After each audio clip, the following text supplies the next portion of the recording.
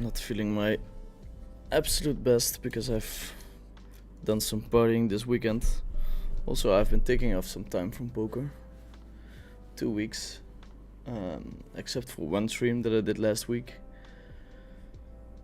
My voice is not super good at the moment, but let's see what we can do. We missed out on the tournaments, unfortunately. So the plan for now is to play some cash games. I did notice that on GGpoker they have new software.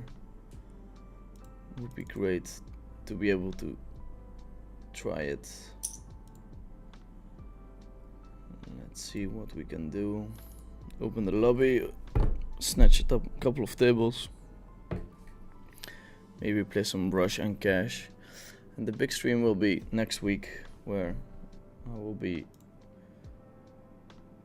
waking up to play as many tournaments as possible. So I will wake up very early, and after that I'm going to stream Rush and Cash for a long time. I mentioned 12 hours on the stream, maybe not 12, but for sure for a long time.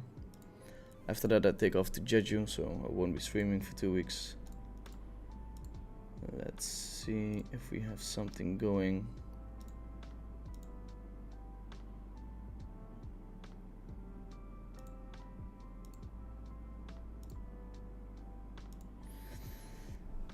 If we have something going, feel free to ask a couple of questions in the chat.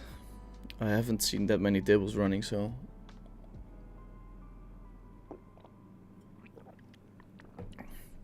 the start of the stream might be a bit slow.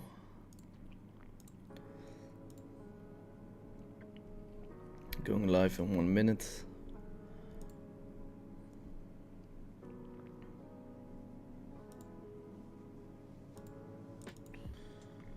Going live in 1 minute.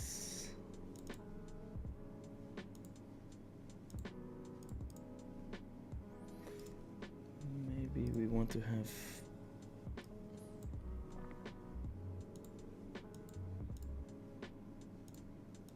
these tables.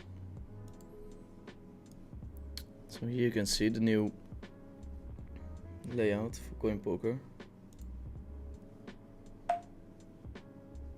Looking slick. I have to turn off the sounds.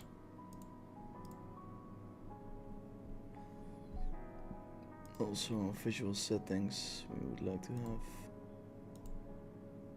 these cards. We have to set the bet slider as well. I guess we're just betting here with one heart. Some outs.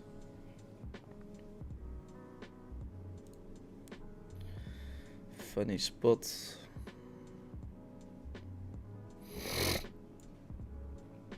Of course, checking most of the time is fine, but bluffing not a bad idea either.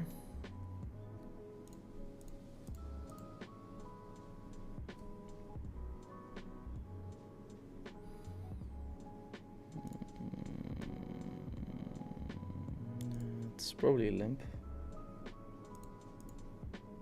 Let's see if we can grab a couple of other tables. 5 cards.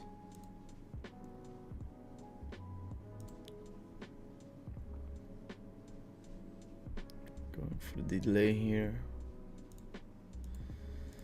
Half pot.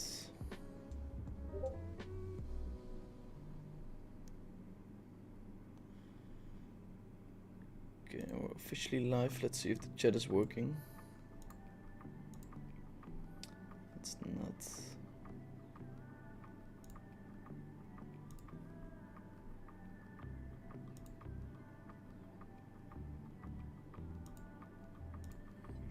Guess I would bet half pot here with a medium flush.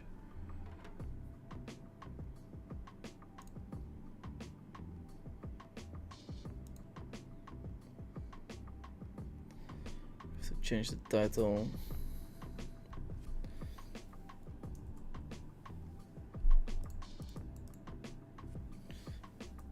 Yeah, soft.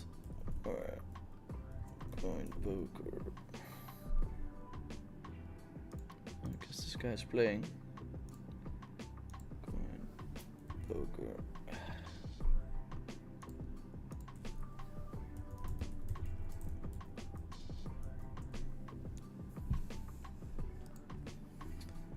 Updating. Think both checking. Both checking and betting is fine.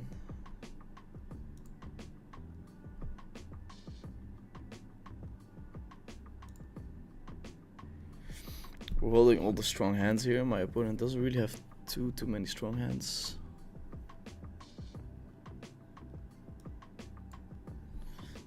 Guess we're sizing down here. This is pretty bad river for the hands that we do decide to bet on the turn with. Only Jack 9 beats us, which is in his range, but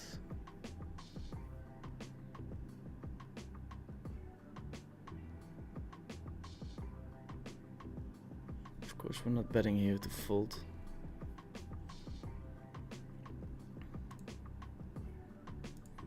Takes a small blind.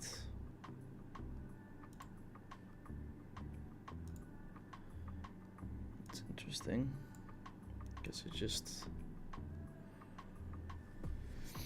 miscalculated the amount of blinds there. Good luck, good luck. Who's crazy trader? I think I know who he is on GGpoker, but I don't think he wants his name to be out there.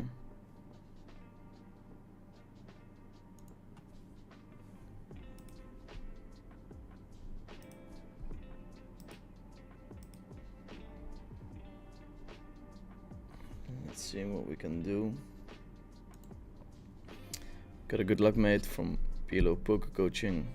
Von Gogh is saying who's crazy trader.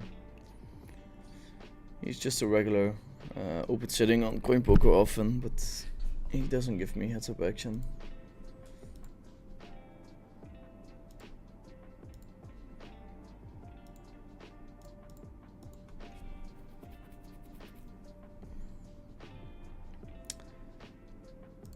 Let's see, Russian cash.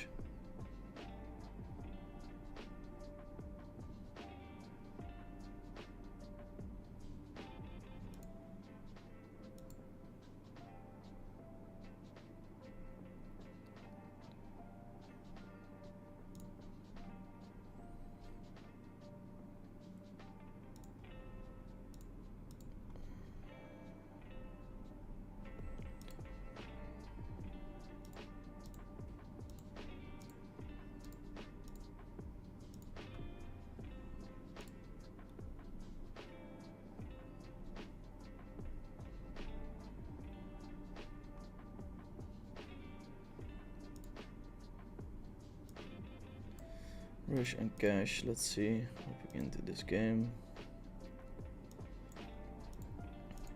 Maybe I'll get a battle going with Victor. He'll hop in the rush and cash games as well, see who can get the biggest stack.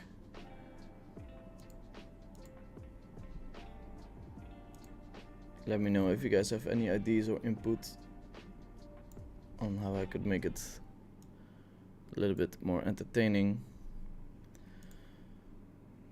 We'll be giving away some money as well every hour. $100 giveaway. It sounds nice. Going to stab here, not the best of steps, but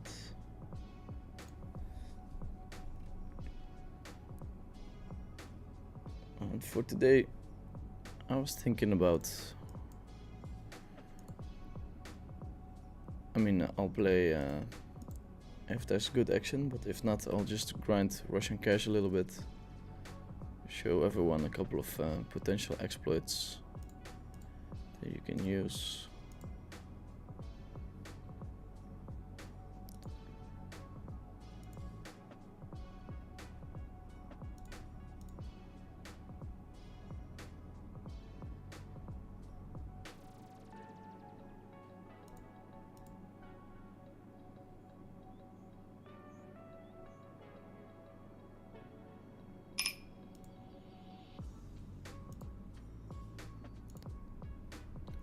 a nice hand to go 3 streets of value with. I have to turn off the sound, I think.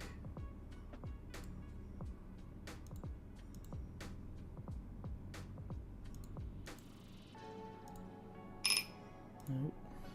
Jesus Christ. It's probably hurting everyone a lot. Let's see how I can turn it off.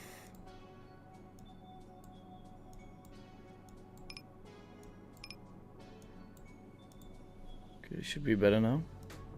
Let me know if that works. This hand's weird because if he 3-bets, we're in a bad spot, but I think he's folding a lot pre-flop. So I just think opening a lot makes sense.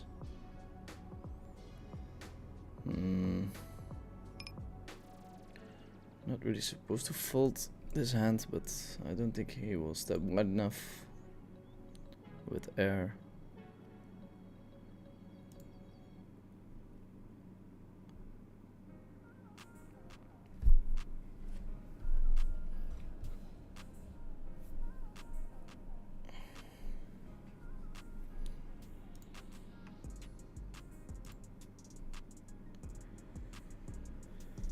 Let's see, 55 Bingo saying hello, good luck Derek. Oxada Butter saying good old rush and cash. And so we're back in the rush and cash streets. Not too much action available. I'd like to show the new GGpoker software. C-betting here, raising, he goes all in.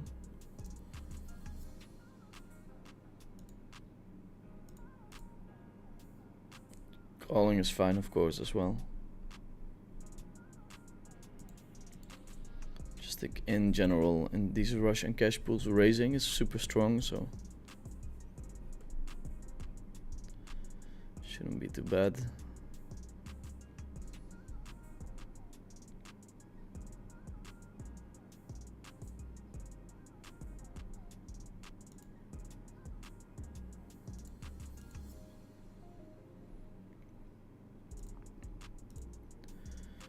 Just doing a lot of betting on these paired boards. Usually people overfold.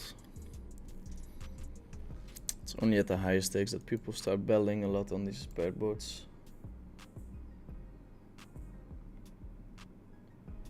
Do you travel for online action or mainly just play whatever comes up? What is available to you? What do you mean by traveling for online action? Not sure. Daniel Size is saying hello. Garbage Lows saying sounds good. 24-hour stream incoming. It would be cool to do something like that, but it's a pretty big waste of my time. Pretty big waste.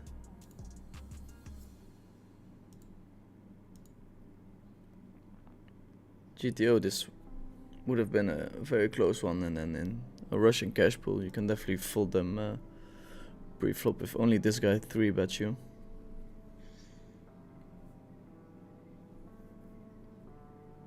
I think we can call here in the small blind, but my ranges might be a little bit too wide because of me being used to anti-structure.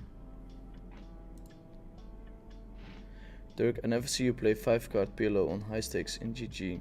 You can't play in the exclusive games, question mark.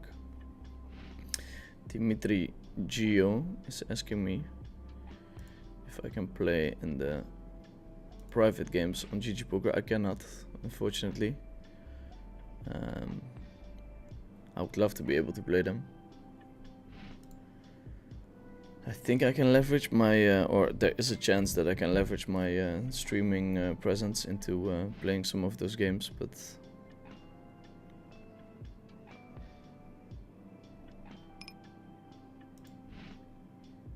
let's try this. I don't think I can win by checking.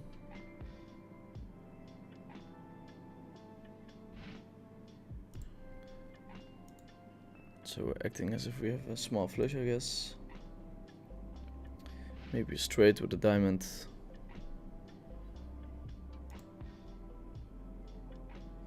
I'll take this down here. And we'll put some notes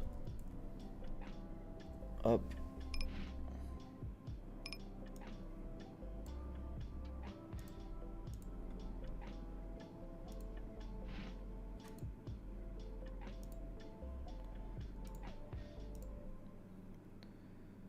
Okay, I guess I have to find on GGPT how I can do it.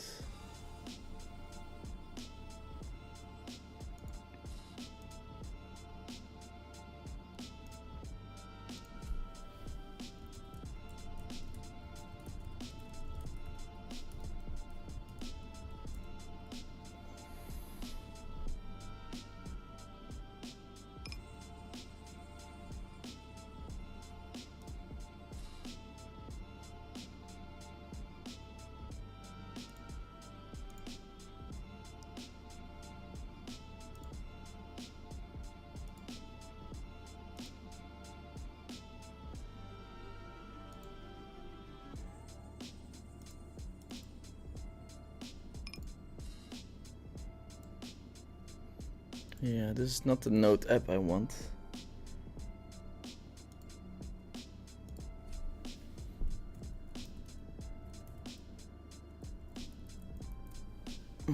Let's see. How to open CloudBlock on MacBook.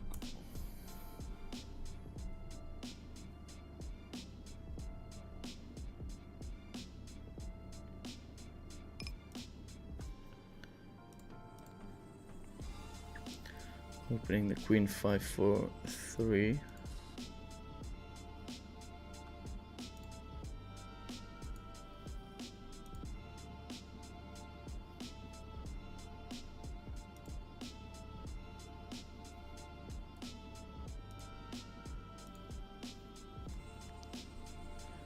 We were going for the delayed bluff on the river there, but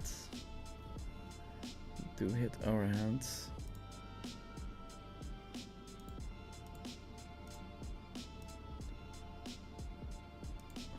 Calling is fine. Of course, raising very tempting. But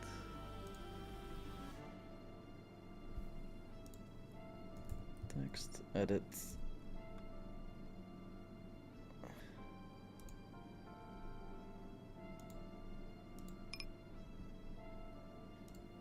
Here we step small.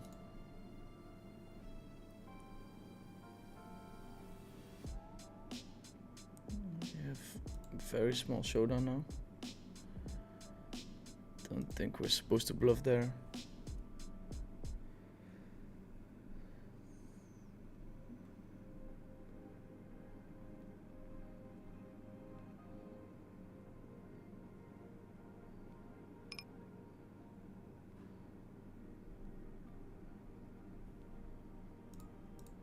Okay. 3 betting the aces. Wow. Okay, I guess we'll just... I mean, it's either checking or betting very small.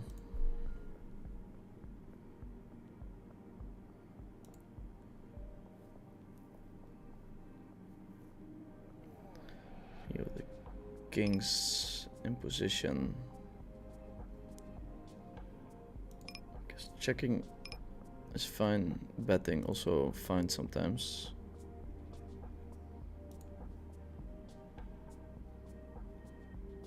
River the second nuts.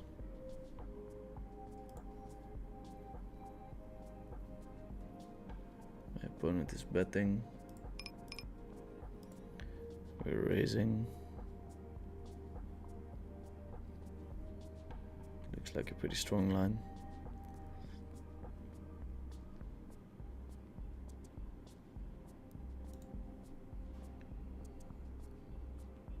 Text edit.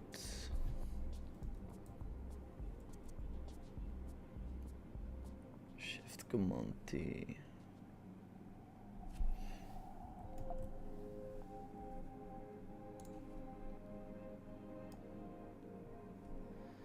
Jesus, this is not what I want. Okay, we'll keep it for the big stream. I'll have a notepad on the screen and collect all the notes that we have for some Russian cash information.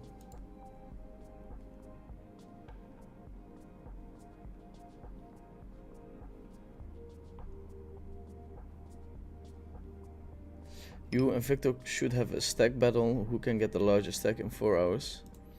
I think that's a great and exciting idea, but then we're incentivized just to play as crazy as possible.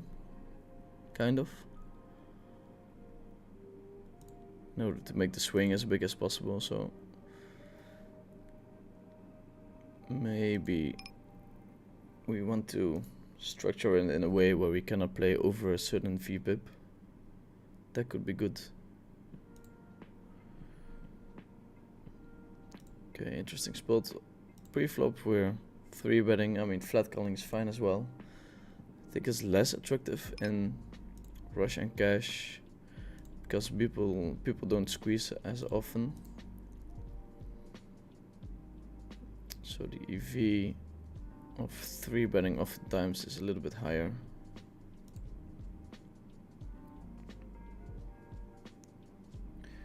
Lure Beast is saying, hey, good luck tonight. Do you know any software that I can track my PLO 5 results with? Drive Hut should be very good for tracking 5-card results. Drive Hut. Dimitris Geo, we could help with the like button. Yes. Feel free to hit it. Because we want to bet something along the lines of 24. It's a perfect bluff hand, really. We're holding an ace, blocking his aces. We have equity when we go all in. If you're not raising that combo, you're doing something wrong. Hey Vinny, just in time to talk me into sleep. Hopefully my brain will pick up some of your advice while sleeping. Have a good one. From G Nizzle. Good night, sir. Next week I will be streaming earlier, so you'll be able to watch that one, hopefully. Would be nice if there's a program somehow delays only the tables and have the camera on your face a lifetime. Yeah, I mean, if you can think of it, oftentimes it exists.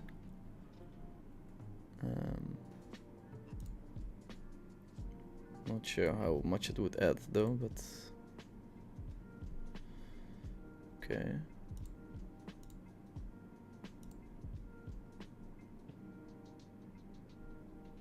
A little stab. Here we have a bet, which is funny because we have the 10. I think this is a pretty good candidate for calling. Mikey slow playing the straight and the aces as well. I like the aces. Slow play.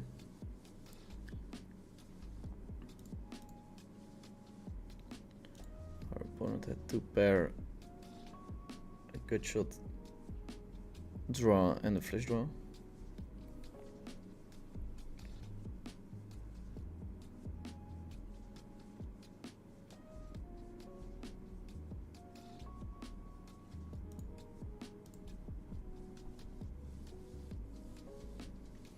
No, Pilo, poker coaching. You're asking me, do you travel for online action or mainly just play whatever comes up that is available to you? I didn't really understand your question, so maybe you can repeat, rephrase, make it more logical for me.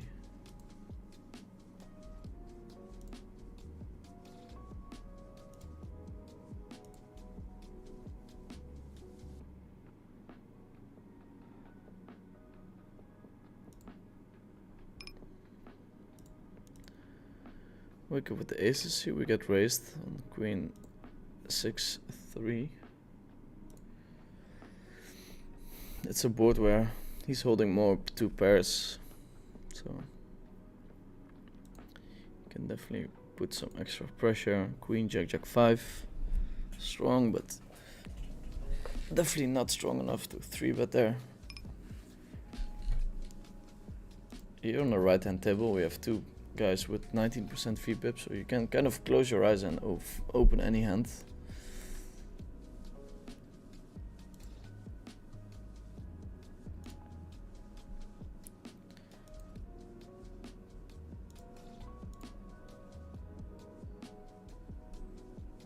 Might be a bit wide, but given the fact that I should be the best player in this pool, can VPIP a little bit more in position.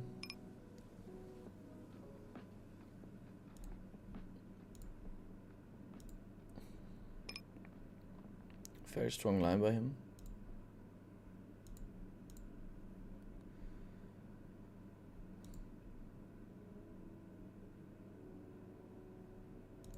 I think I'm going to fold.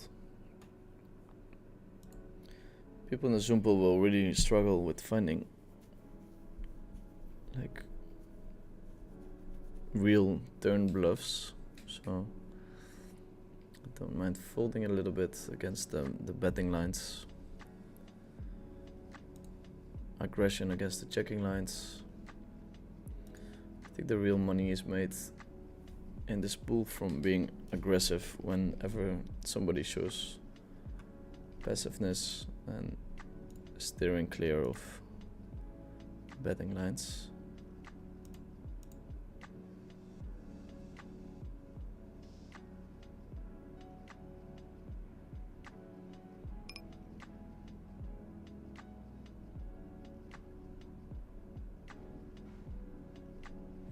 Likely need to cap 3-bet percentage as well.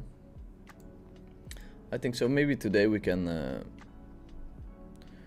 discuss what would be nice for the stream next week, and I will try to implement a couple of the ideas. Where is the GGpoker, the new GGpoker software? Well, it's here. We're raiding. You can call me a clickbaiter all you want, but the software is new, but we still need an opponent to play against us, so currently waiting.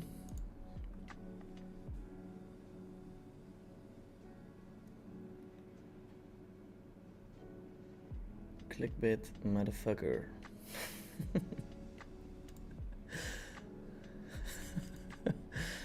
It's there, we're waiting. I played a couple of hands, but he didn't want to give me action, so I'll have to stay put. Here if we bet and we get raised on, it's problematic. Also this board hits him harder than it does us, so. Oh, the good old snap pot bet. You have the second nut, so we're not going anywhere.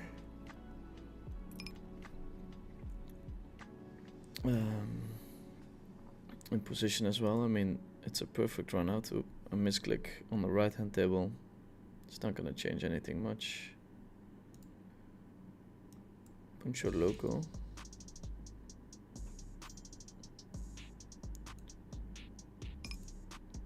I guess we could just gonna pot and it goes all in. Wow, this is such an interesting line. Check 4. Not sure if he needed to raise there. So here on the turn, I guess in a normal setting, flat calling could be okay, especially if his size is bigger. But since my opponents are really going to struggle to find enough bluffs on the river, sometimes you just want to raise the turn.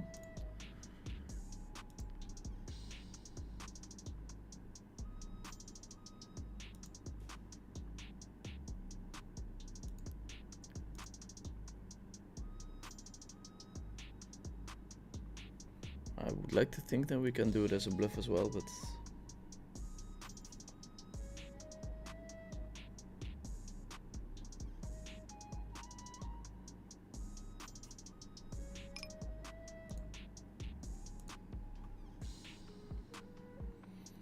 does find the call. Tough hand to fold.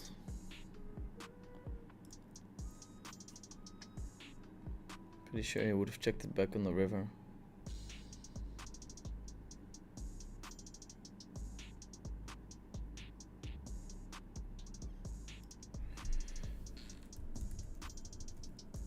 Okay, I'll update the title. People are complaining. And I'll have to add something to the Twitch thing so that people can pick it up. I'll play in dollars too. I guess people enjoy it more.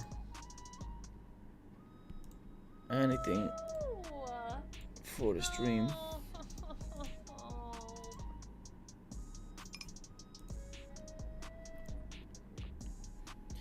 Here we pick up a rep.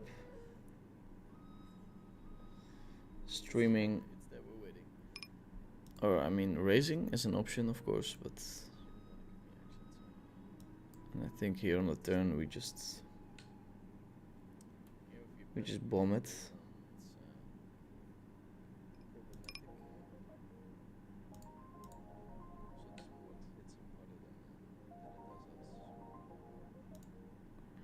We're holding all the aces, he does not.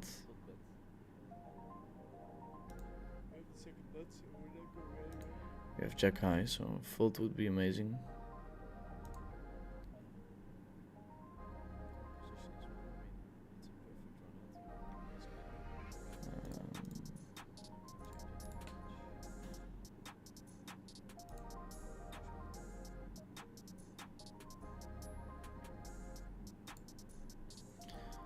Stream manager activated.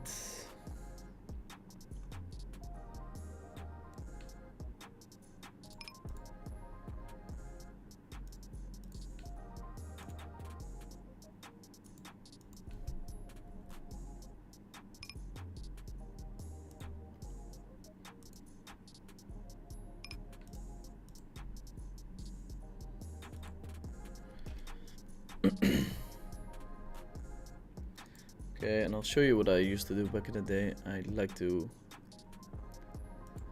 color code based on pre-flop tendencies. So these guys who have a VPIP around 20 over 2000 hands, so it's a very good sample. I give a light blue thing. This guy probably deserves one too.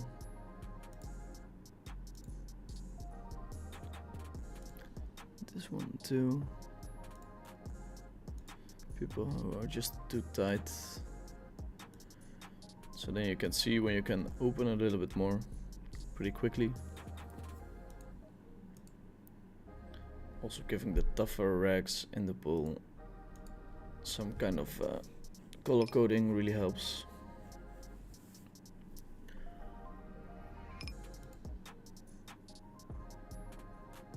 Okay, we flop the nuts.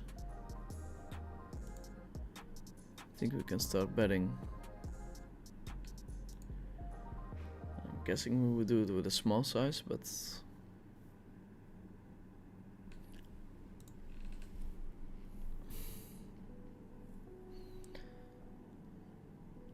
checking also not horrible, but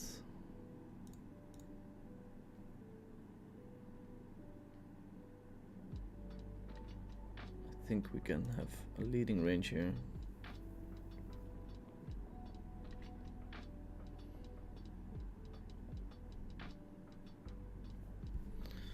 Let's do some questions.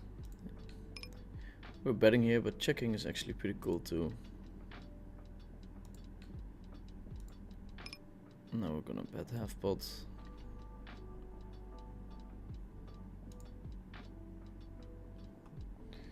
Good luck, Vinny. I've got one question. What, in your opinion, had the biggest impact in moving up in stakes? Variance in Omaha can be rough, even when playing good. Yeah, it's funny. If you have a very, very big edge over your opponents, the variance is not as big as you think.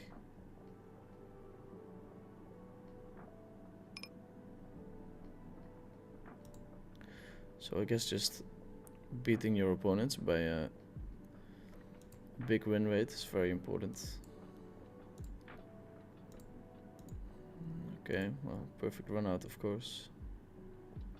Pretty tough for him to have a calling hand, but could have the one card straight and the tendency to hero call. Could take this line with 10s, 8s, of course.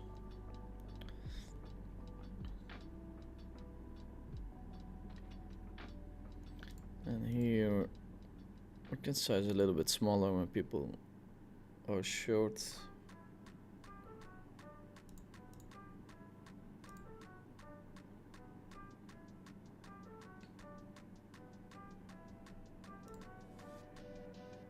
Check raising could be a thing.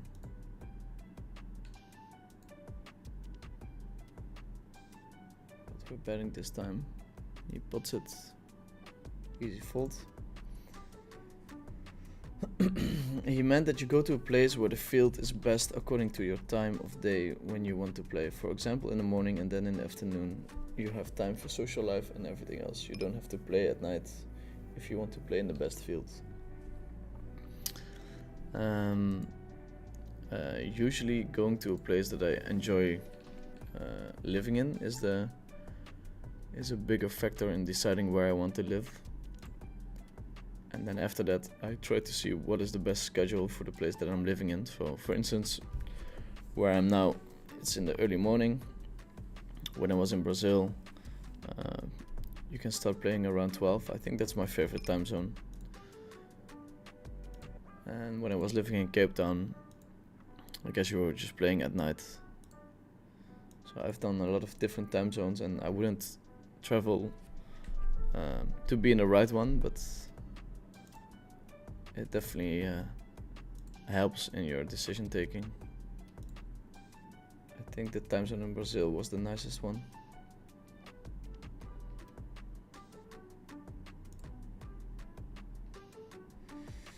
New software looks good.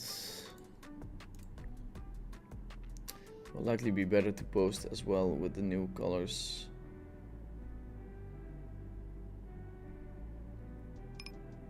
Thanks for the streams, great stuff.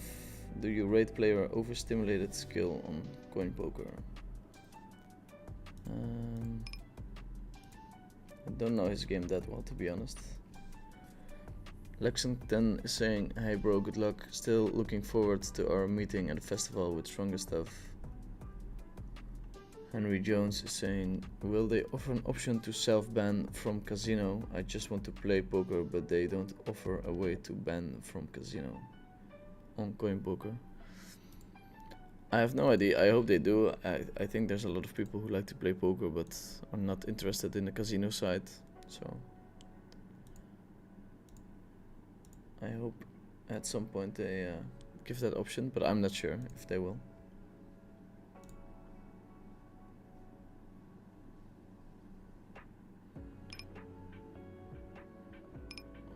Three-way with a good shot. I think we can get away here. It's also looking like the number of players was quite high today. So maybe people are enjoying the new software. Going to see that here. So let me know, guys, if you guys have ideas for the stream next week. Please let me know. $100 giveaway in the chat every hour seems like a nice idea. Getting everyone excited for the stream.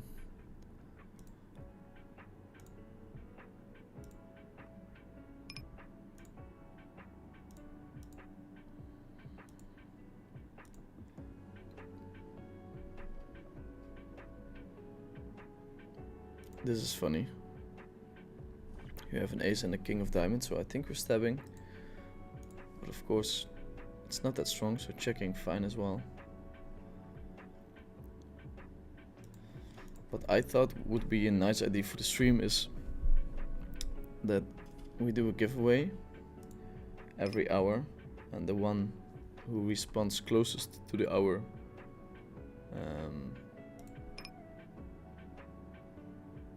wins the giveaway. so that we have a nice incentive for people to chat as much as possible. After we do the hourly giveaway, we jump into run it once and we check a couple of hands, and then we continue the stream. So that way I create the most value for people that are watching. Then including a period with Victor where we try to get the bigger stack would be nice as well. We can probably cap the VPIP or something.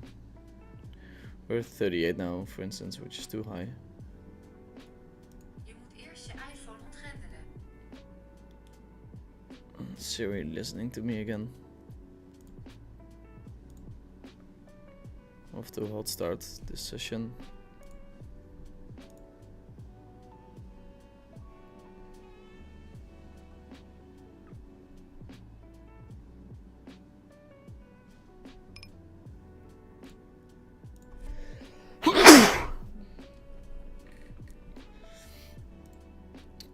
Okay, so PLO Poker Coaching is asking if I would travel for softer pools to play in. Not really, and I'm not sure how soft it is in America at the moment. Maybe I'm missing out on making some money there, but I also think that I'm financially at a point where making as much money should not be my most important decision. More important that I live in a place that I enjoy living in. And I am going to Vegas, however, to compete in WSOP, and while I'm there I would like to be able to play on those networks, but I'm not sure if it's possible. I've been trying to figure it out, or my assistant has, but so far no news. Guess I can put this one back here.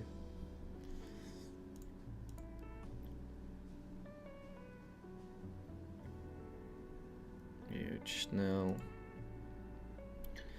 This is a blue one. I guess in the structure with a high rake, you're not supposed to VPIP that many hands altogether. But 21 seems very low. Definitely under VPIPing. 62 hands, this guy gets one as well.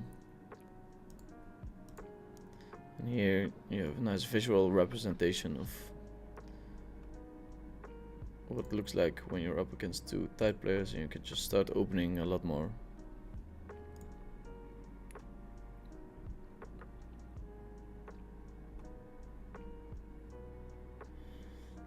Check back the naked nuts flush draw, which we do quite often, I think.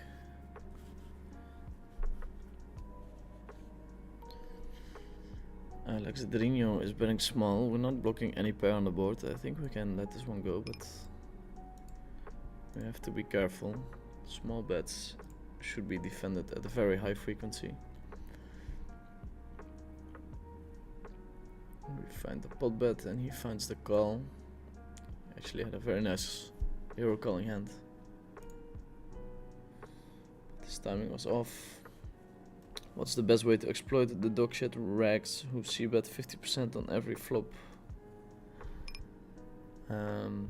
Well, yeah, start check raising them at a higher frequency. It would be a very good way to start exploiting them. But to be honest, the EV loss of somebody who over c-bets is not that high. I think people are pretty bad, especially at these stakes, to come up with enough check raises, bluff check raises for instance, or even for value. So I think it's a very good exploit. I wouldn't call them dog shit regs necessarily. They might be doing very well. Hey Vinny, how about note taking and player profiles during a session? Yeah, we can include it in the stream.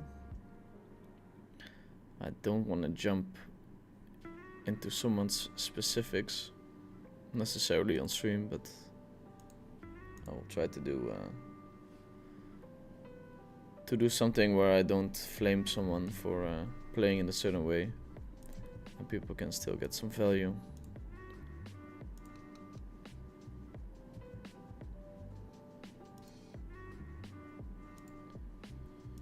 I guess it's just a fold, but tempting hand to play.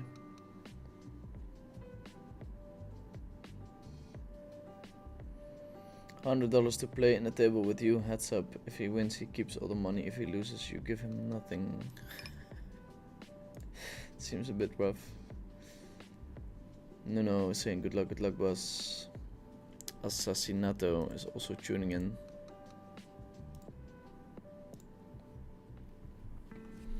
We're right around 200 viewers, which is not too bad for a random stream without tournaments. This hand could be a 3-bet, especially deep stacked. But flat calling's fine too. Small bet for my opponent. I'm going to raise. Calling definitely fine as well.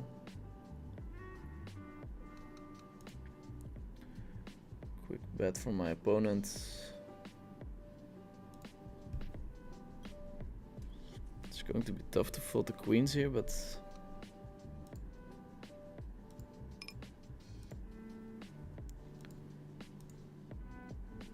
you should do a 400 NL 4-table heads-up battle, and the chat has to guess which one of his opponents will get stacked first. One lucky guess will get picked. I think it's too tough to play and to do that at the same time.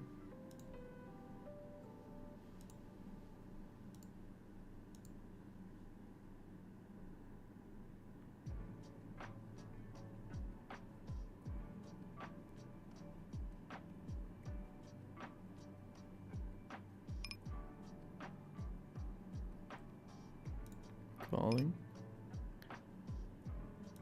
Close, but folding.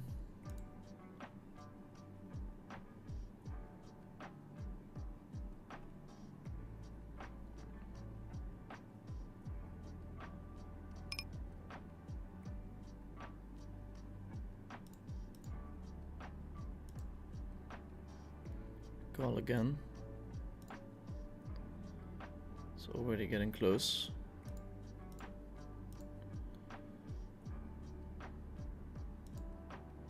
We haven't picked a low frequency card yet.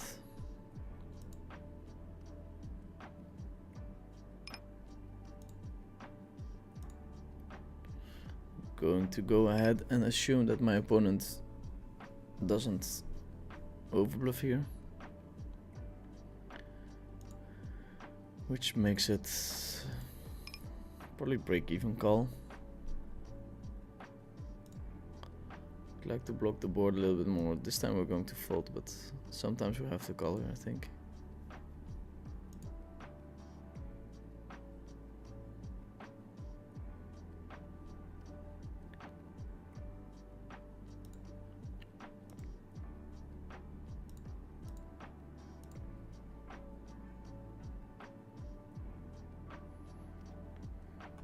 Assassinato is saying, Venny, a week ago you were announcing new software on GGpoker. I was thinking that the last update was this update. But it looks like the software is not really that different. No, I think it's just a quick update on the tables.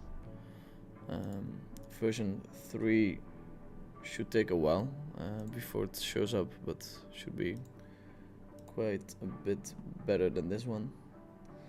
Pilo Poker Coaching saying the shit wrecks that are over c-betting are likely exploiting you. I mean, I'm not saying it's true, but it might be true, yeah.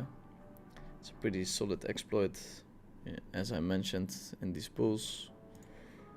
I think so too. Dirk, I like the way you make your bet and that you let open your suitcase all the time. I do the same. Well, that's actually the suitcase of my girlfriend that broke on the way here, so She bought a new one, and then this one I still have to throw away, but I just got back. Went on a little trip this weekend. But yeah, my my assistant keeps complaining about me not making my bed. I'm going to do it now. Going to do it now so that she doesn't get mad at me.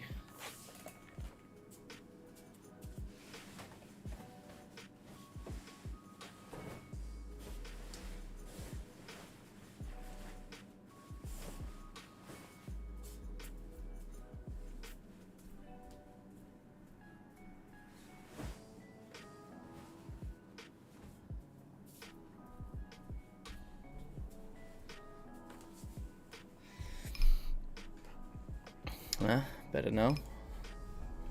Should be better now. Okay. So what we've got is a $100 giveaway.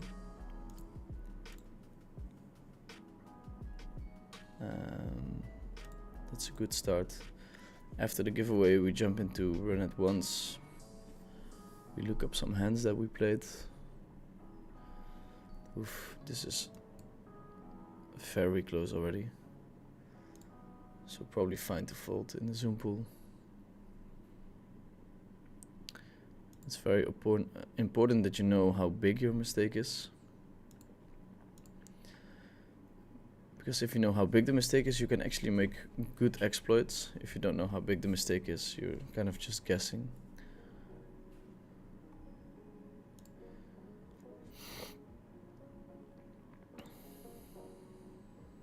Pretty excited to go to Jeju. Still have to prepare myself. Haven't done much work on my MTT game. Mostly been battling in the heads-up streets.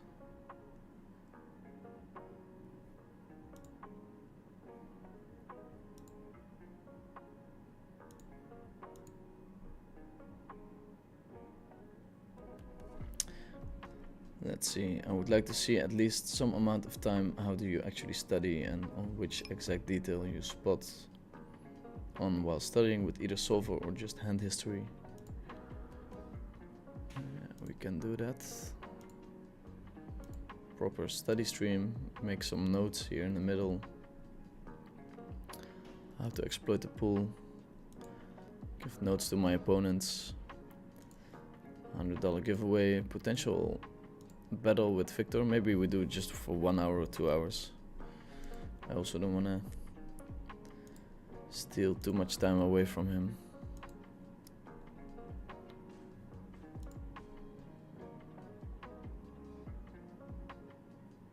I'm in an undisclosed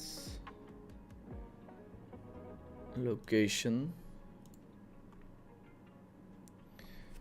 Have I ever been to Thailand? No, I've never been, but I would like to go. People are still very enthusiastic about it, seemingly.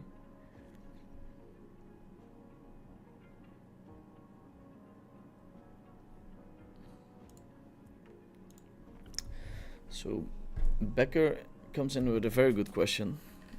Oftentimes I don't get technical questions that are this good. He's asking me the fold with the queen high flush under the gun versus big blind. Is that a fold clearly because you're playing versus under the gun and a tight player? 100% call versus button. So your ratio of having a nut flush blocker and having the actual flush goes up when you're playing from the button. So on the button you have more naked blockers, of course, because you don't play as strong as a range as you do from under the gun.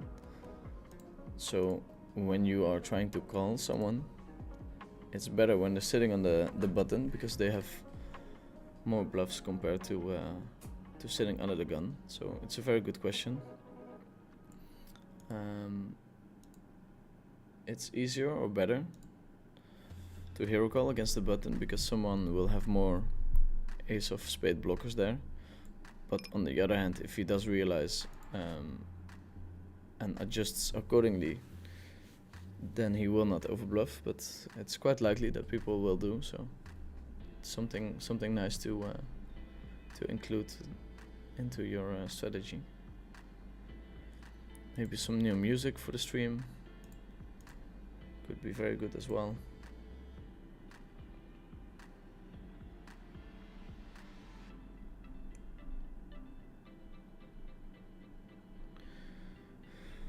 Matthew is asking, no high stakes games running today. No, not yet. Seems very quiet in the high stakes streets. We will not play Russian Cash. Finny house cleaning vlog when? That's a little sneak peek of the house cleaning vlog. Training on how to make your bed up correctly. Do you usually play 2 tables? I do not, but sometimes I try to entertain the viewers. He's broke, Matthew. He put all his money into Hawk to a meme coin. Yeah, the meme coins really piss me off. I don't get how people are still investing money into meme coins. I mean, I do get it. It's kind of a casino game nowadays. But such a bad one, such a minus EV one. I think if you want to make money, you should invest into assets that go up over time, not assets that swing around relentlessly and then just hoping for getting your money out in time. Here on the queen we can both bet and check, I think. Tell us more about the giveaway. What do we need to join? So next week I'll do a $100 giveaway every hour, and whoever is closest to the round hour will get the $100. So we'll get a nice influx of people chatting around the hour.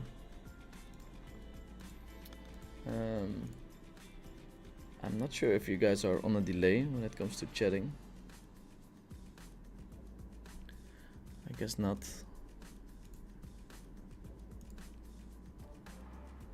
But maybe today we can do a test run. Today we will do a little test run with $100 and then see how it works.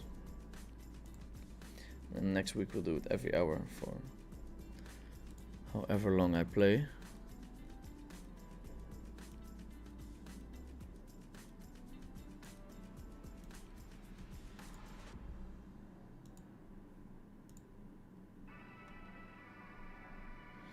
Who's Victor? Victor appears on stream every now and then. He's a good friend of mine and also a very good 6-max PLO player.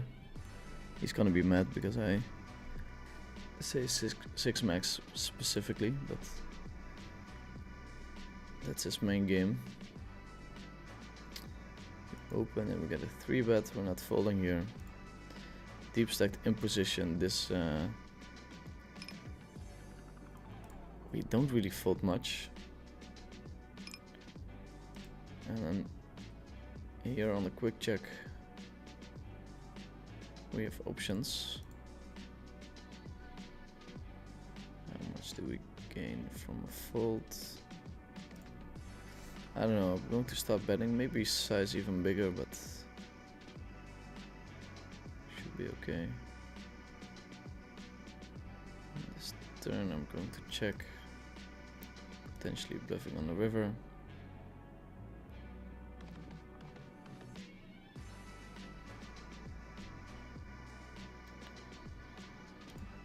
This time. Here it sucks that we have a 10 as well, so we have less outs. There's still a small chance that this guy is bluffing. And now we have a funny spot where I don't really have showdown value, but I do have a super strong hand. I'm going to check this one, but think it would be a very, very good spot to start bluffing. Wow, this guy has moves.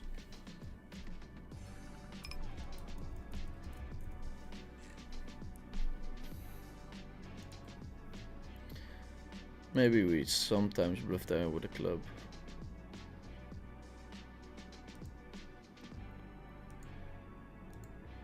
But in general, making creative bluffs there in a zoom pool like this will make you a lot of money, I would think. Audi with a snap pull bet, super strong of course, not expecting many bluffs, but is then way too good to fold. How can you play 1-2 and 50-100? Do you do it for fun training, or do you think you can make good money at 1-2? At the moment we're playing at 1-2 just for entertainment's sake. I mean, I love to play poker, so it's not a punishment, but if it's up to me, I play higher than this.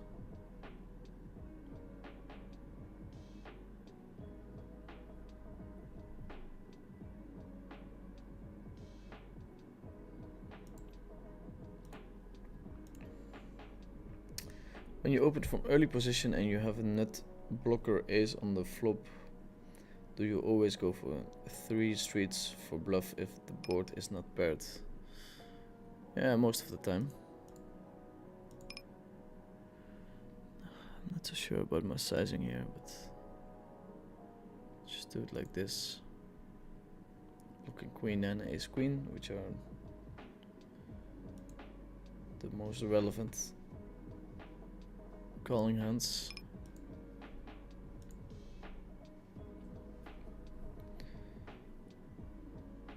I mean, you can look it up in the solver as well. So here we have 3 tight players. I'm not gonna open this hand, but would definitely open quite a bit more. The VPIP is dropping to 36, 35, which is more reasonable.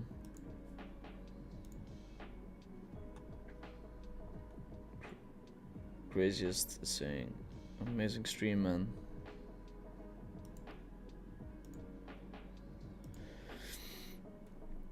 See betting a lot on these monotone boards, but with this hand I feel like we don't need that much protection. Can let our opponent bluff.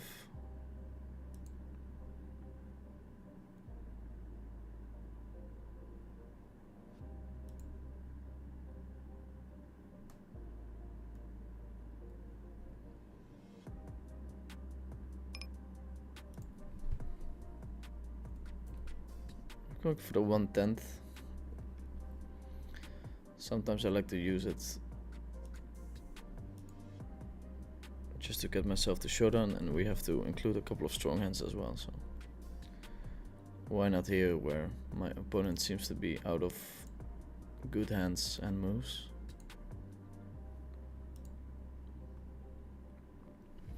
Any recommendations for those who are starting out in micros and low, for example, about the volume and the mental part of the swings?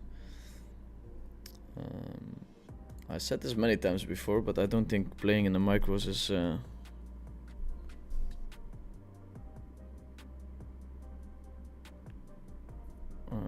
attractive at all. The rake is very big. Also, people play so far from GTO that you'll add a lot of bad things to your game, so I think it's way better to have a normal job, earn yourself a bankroll for 100 PLO or 200 PLO, which shouldn't be too hard if you're living in a Western country.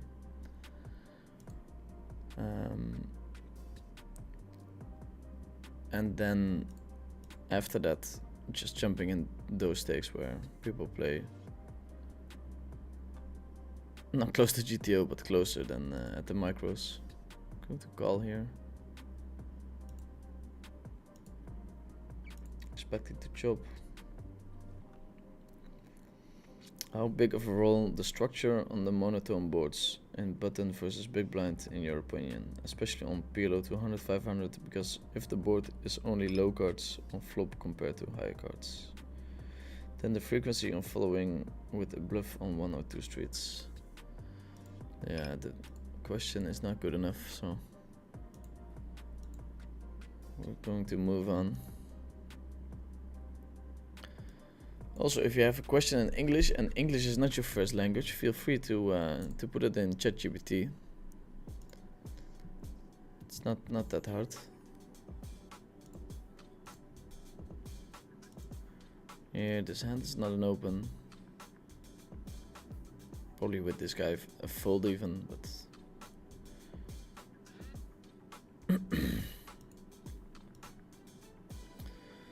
so when calling in the small blind, you actually have a pretty strong range. So we're going to start with a check.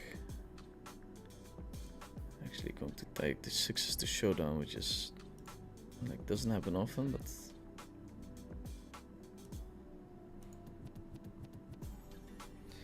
Tony G, Jenanda Skaki and the boys just too busy to get together on coin. Those high stakes games are insane to watch. Can only imagine the feeling of actually playing in them. Definitely crushing like you.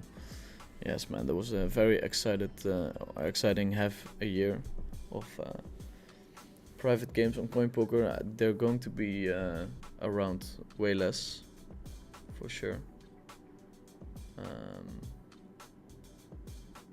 We're having some connection issues. They're going to be around way less for sure. Let's see if my connection holds up.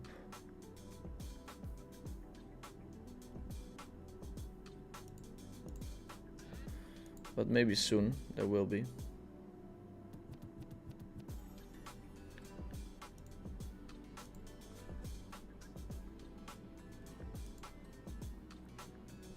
Of course, I talked to them and tried to make them happen. This is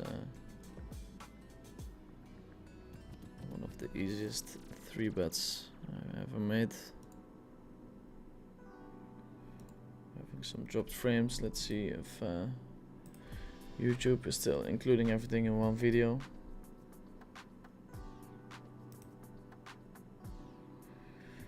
Because people really wanted the 1080p, but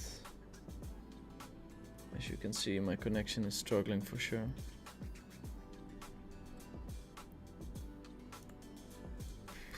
Three checks feels like we always have the best hand here.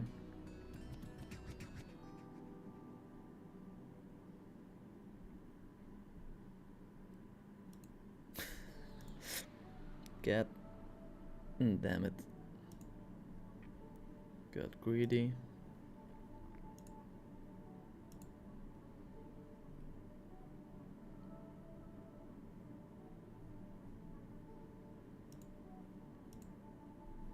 Yes, not sure which hand you're talking about, Dimitri.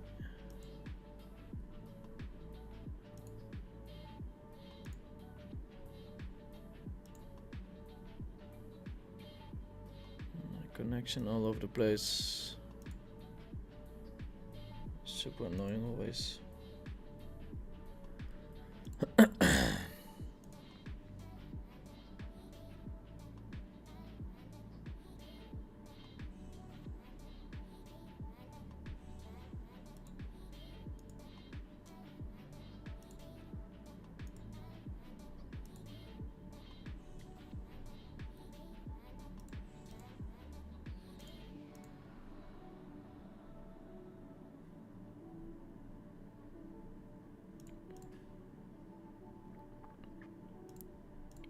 See, betting at a high frequency on the ace high boards, definitely something you want to do at lower stakes.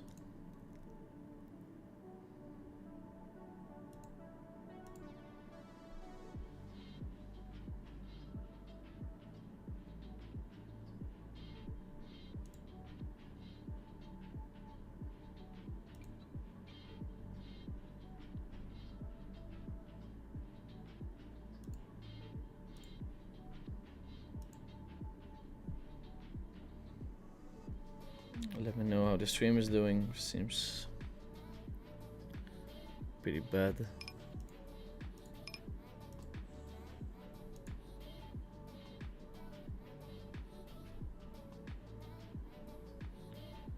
Vinny, I love your eyes with bone. Okay.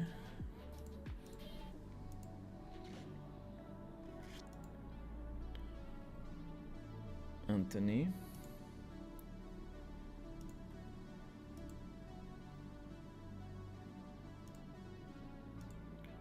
Can start with a lead here.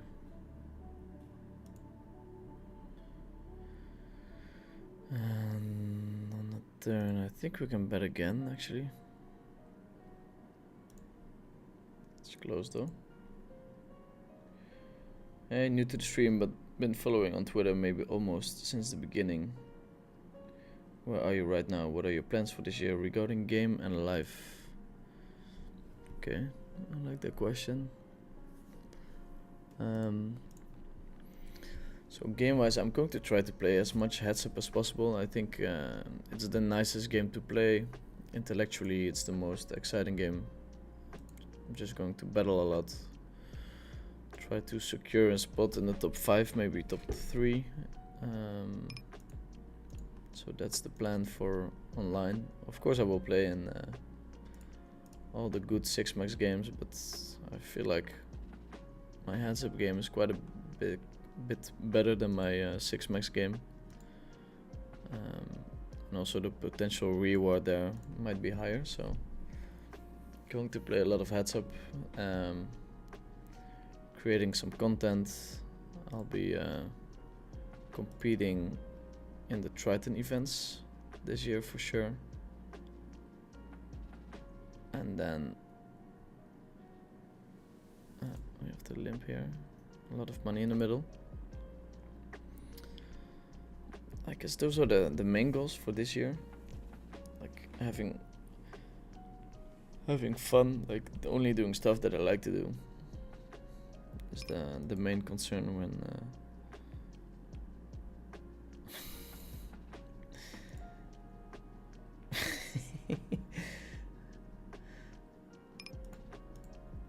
whenever I decide if I want to do something. I'm going to call here, but looks like a check. Well, not sure why he got so excited there. His timing was very funny for the hand that he had.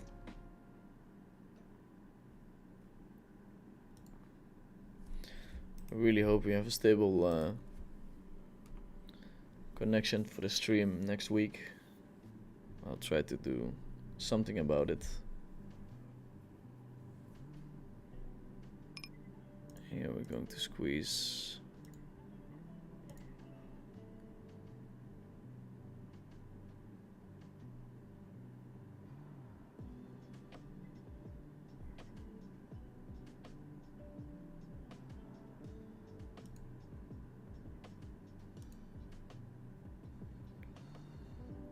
Flop, I think checking is fine. We don't really accomplish much by betting.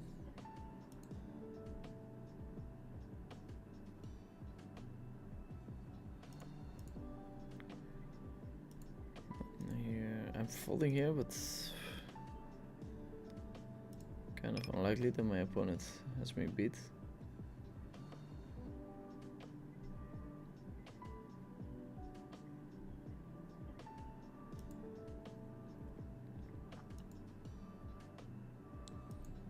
That can be sticky. Those top 2 pairs are kind of nice bluff catches as well.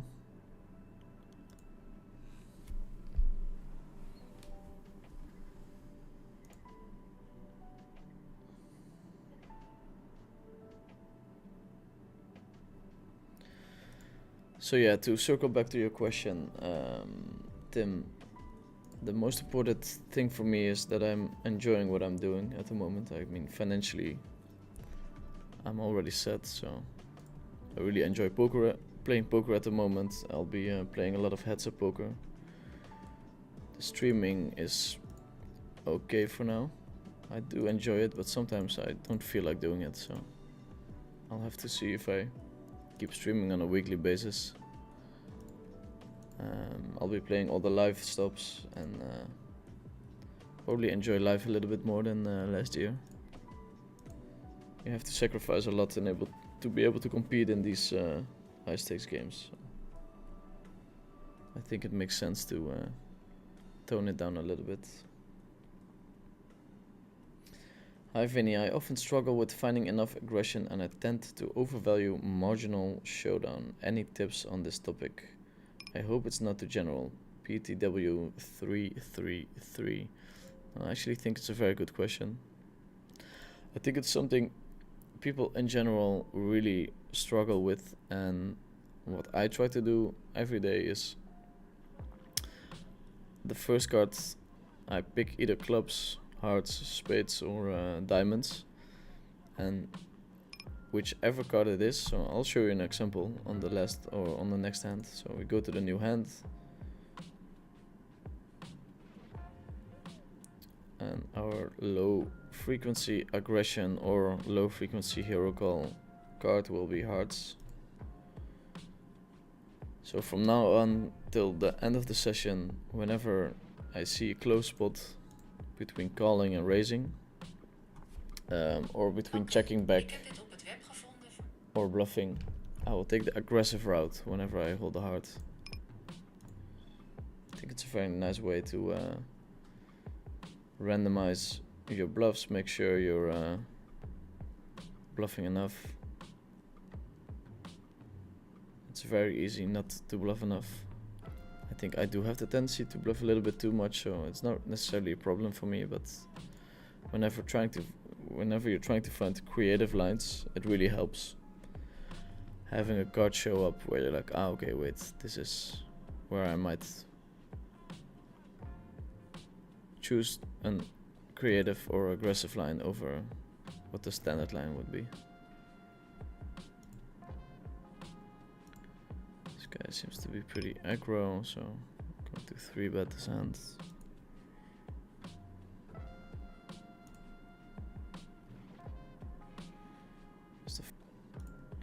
We fold here with the 4, there's no need to bet.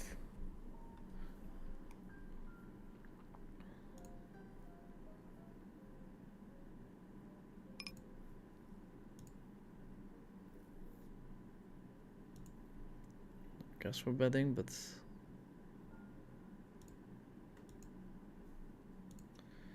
very hard to show up with enough bluffs.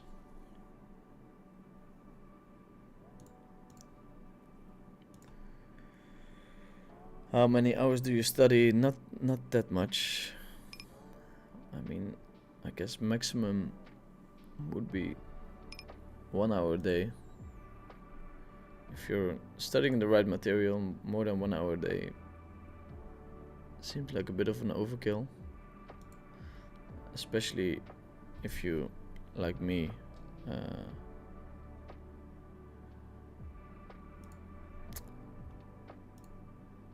sure if I'm always betting here, but going to check this time.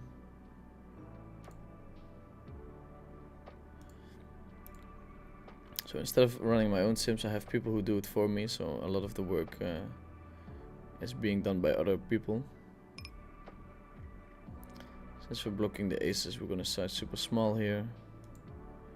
We're blocking his hero calls. We want to give him the opportunity to turn his hand into a bluff as well. He's holding most of the quads, not really. Because he's probably racing the turn, but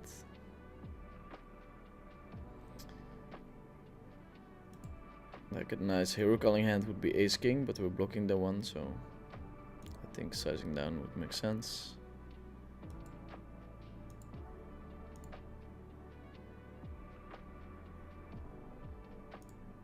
Somebody throwing eggs at me. Where do you play heads up other than coin? Rake is ridiculous for 1k tables, makes it tough to play there unless really high. Yeah, it's true. It doesn't make much sense to play 5-10 heads up on coin. The rake is quite high. But I don't play 1k. It's 2k minimum, so then it makes sense. Rom gives it up on the river. Do you think 1k Pilo 4 and Pilo 5 is beatable on GG due to rake? Well, it's very tough for sure. Maybe if you snipe the leaderboards and stuff, but it's not easy. I have really struggled at 1020 on GGpoker. It was more for practice that I played there than for profit. We have a limp here. Just a bit too weak to isolate. GTO fishing, good luck, good luck. In a 6-max you're on a button with Jack 9, 7, 5 double suited. If there's a raise from late position, would you ever re-raise preflop? Yes, I would, and it's very easy to check if you should be doing it against a balanced range. Your preflop should be on point nowadays. It's very easy to practice it, so I'm not sure why people are still making so many mistakes. So here we're holding the queens. And since we're unblocking the ace now, I think it's nice to size bigger. So for the same reason that we sized small with the queen holding the aces, we're sizing bigger now because we're unblocking an ace, which might be used as a hero call. It's the same hand.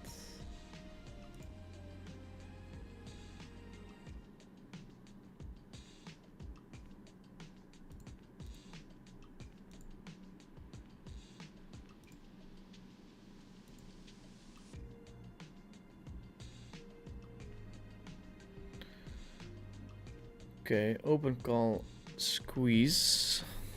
Here we have a perfect hand to stab with.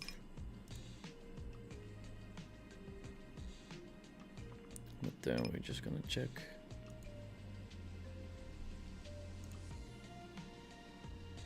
Super quick check from my opponent.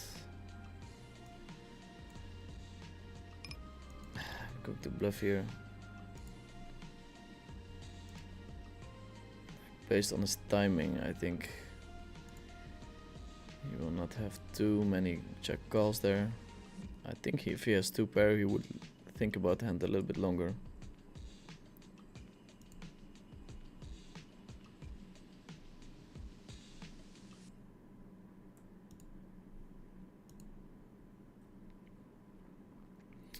In the 6-max you are on the button. Okay, we did that question already. Wins is saying Dimitris Geo. Jack 9, 7, 5 double suited pure 3-bet against all positions from the button.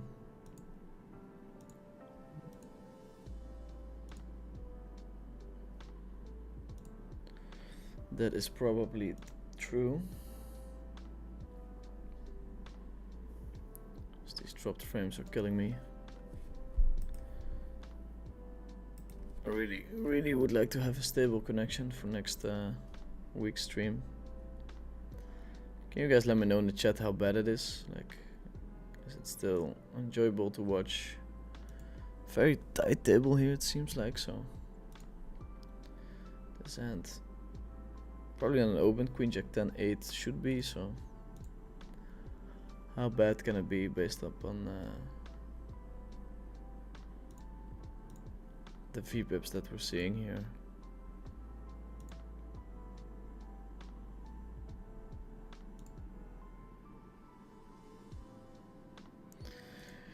If you guys have other suggestions that might add something to the stream next week, please let me know.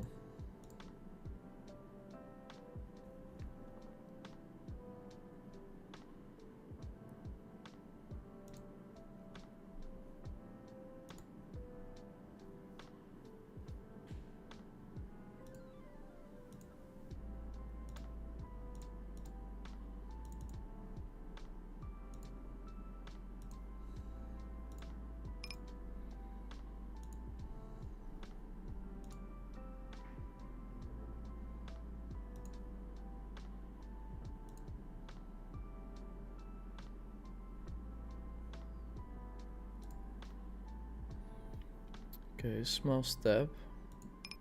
We have a lot going on, to be honest. Pair, back to wrap, back to flush draw.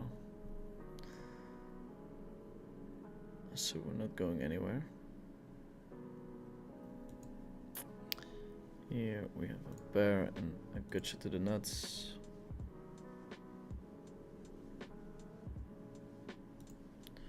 Then we can fold.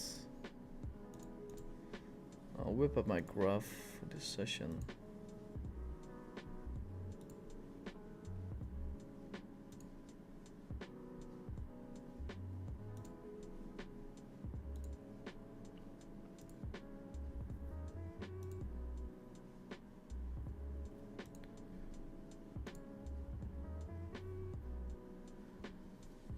Aces, aces, aces, aces.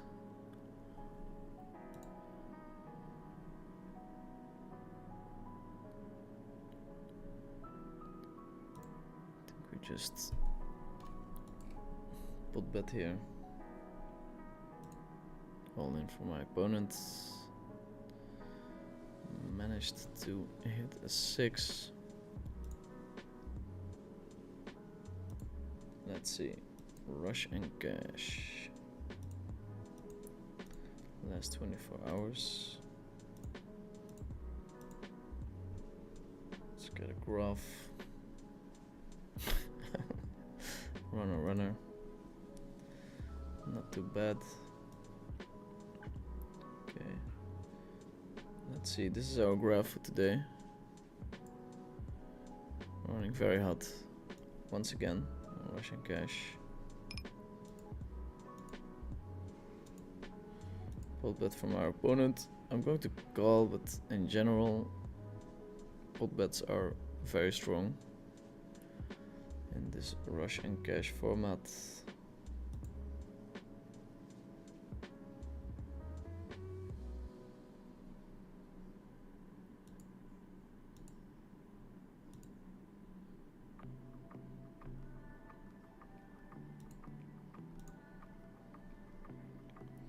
$720 is not horrible, drops once in a while. 1080 wasn't watchable. That's not great. Aces, imagine getting aces, huh? People going very wild. Seems a bit outrageous. Thanks for the feedback, chaps.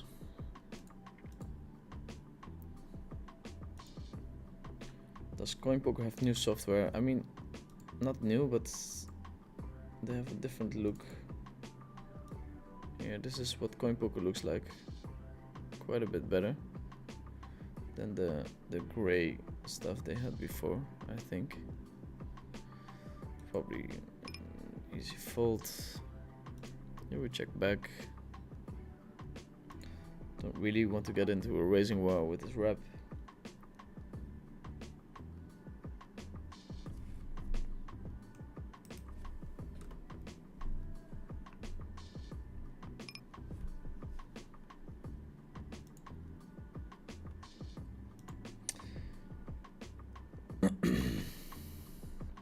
Connection is fine now. It has gotten bad twice, but I just leave and come back and it's better.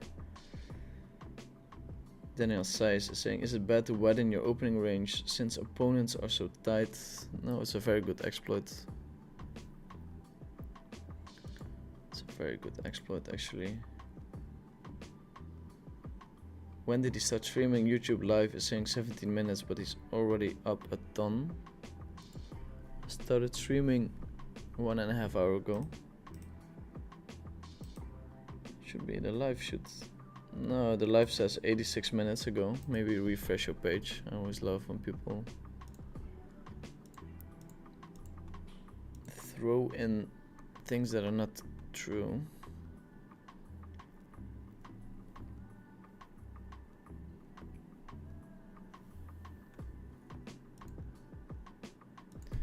Because I really want action here, so I bet small.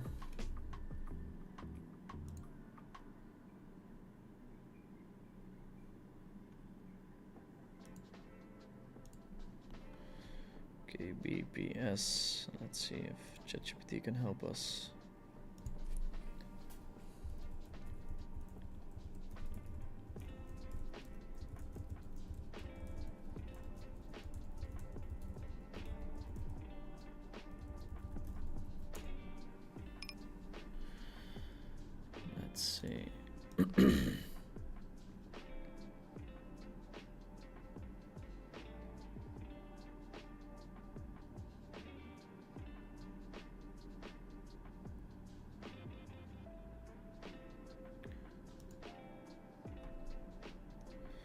wired connection,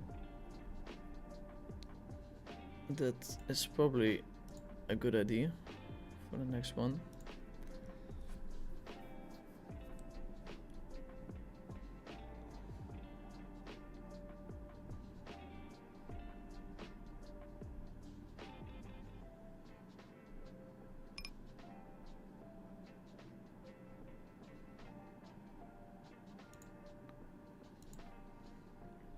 Settings advanced, dynamically change bitrate to manage congestion.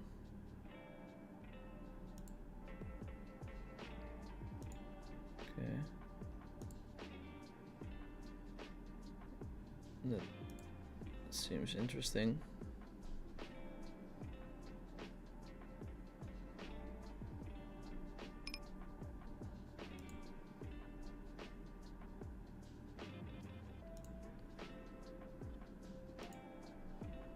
Bet I can check.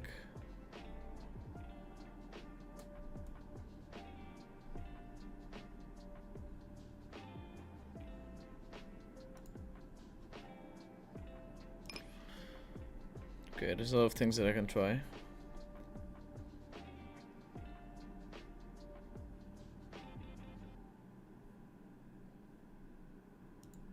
Small bet from Undot, we're going to call jacks.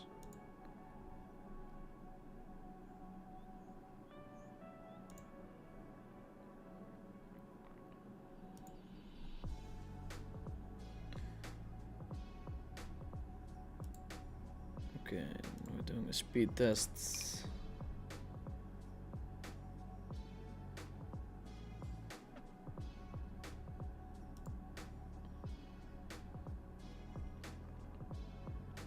Seems to be very quick. I'm going to defend here, it's probably a fold, but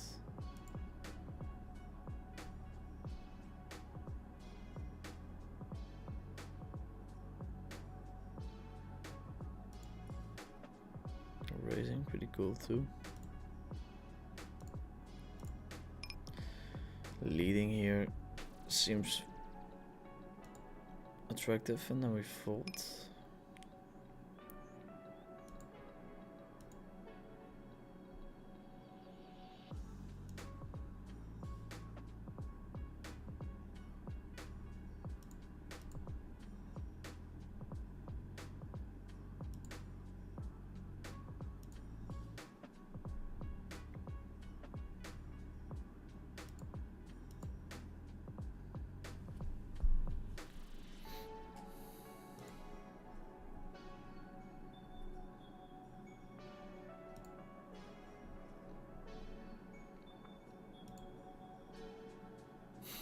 Funny spot.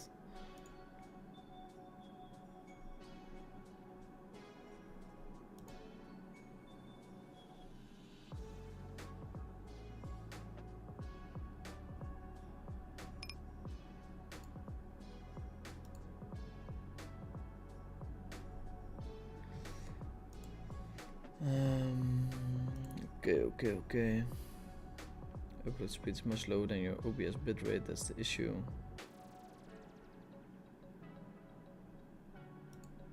Settings. Output.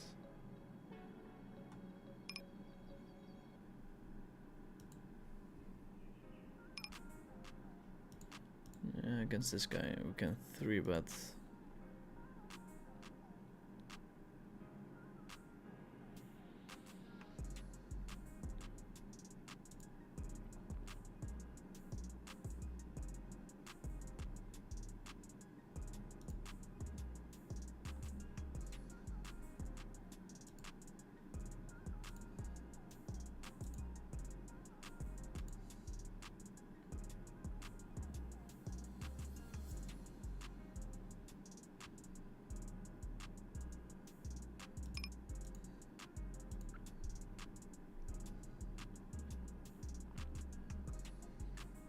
Settings not advanced.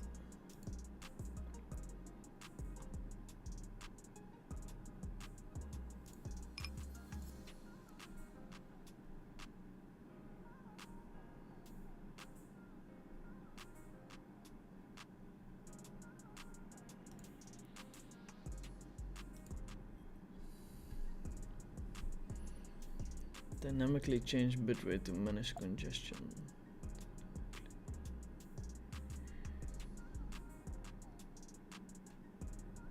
I cannot really find it.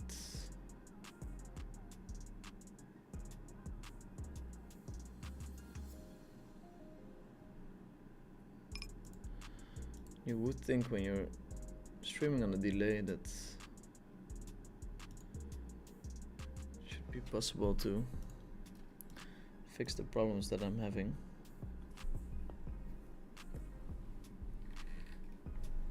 Oh.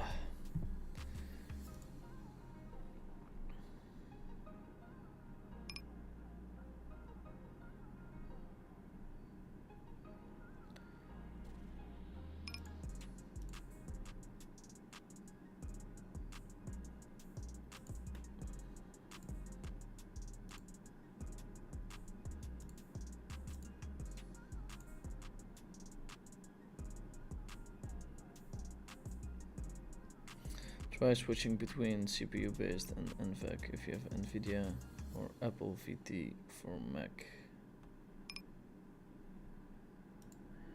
Different encoder.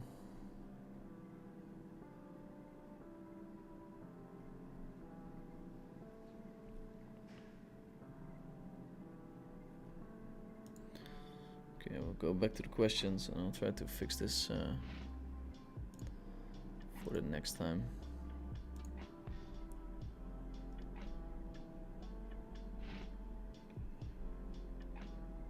Daily quads, let's see, Sea Devil.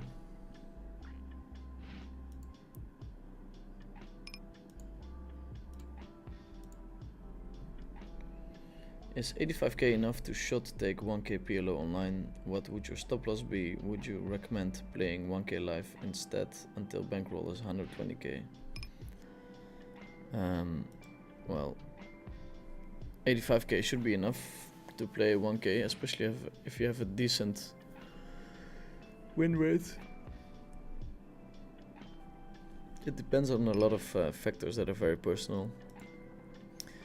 If you tilt very easily, then maybe just shot take with 5 buy-ins or something. In general, 85 buy-in should be enough if you have a good win rate.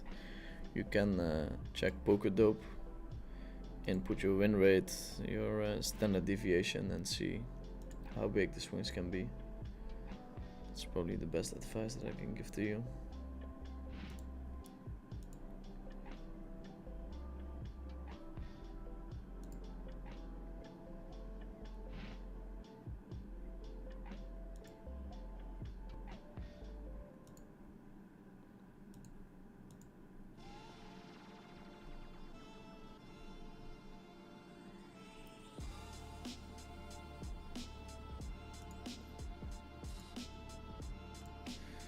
If you have been playing 200 to 500 PLO for the past 2 years, it's probably better to focus on getting better,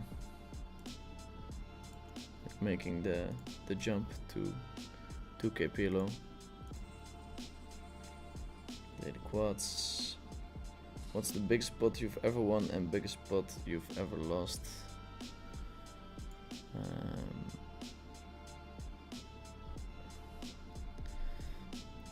I'm not 100% sure, but I feel like it's against Oma for rolls on a red hole table, like 300k pot. And the biggest one I won is against, or one of the biggest one I won is against Blesnik this year. I ran very well in my heads-up sessions against him. Going to 3-bet the aces. It depends how much you are beating 500 rather than your bankroll per se. You're going to need a good sample at your shot take stake, and you will need to be confident you are beating the game. Okay, some solid advice from PLO Poker Coaching.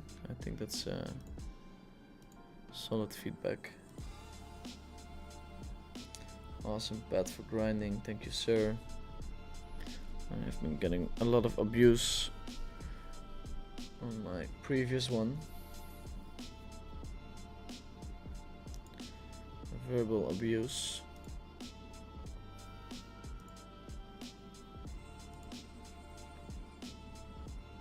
example, I played 10k hands at 1020 recently and ran 20 binds on the EV, which is not fun, but I knew it was plus EV.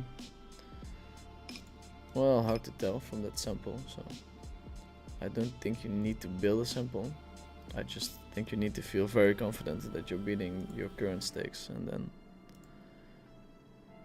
it should be more than okay to start playing at the 1k PLO with 85 buy-ins. Checking again.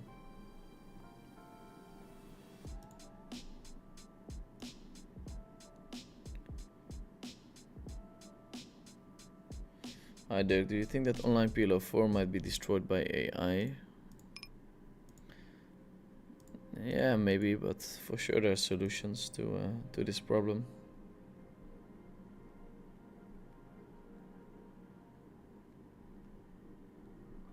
What's your take on PLO6? Is it just bingo?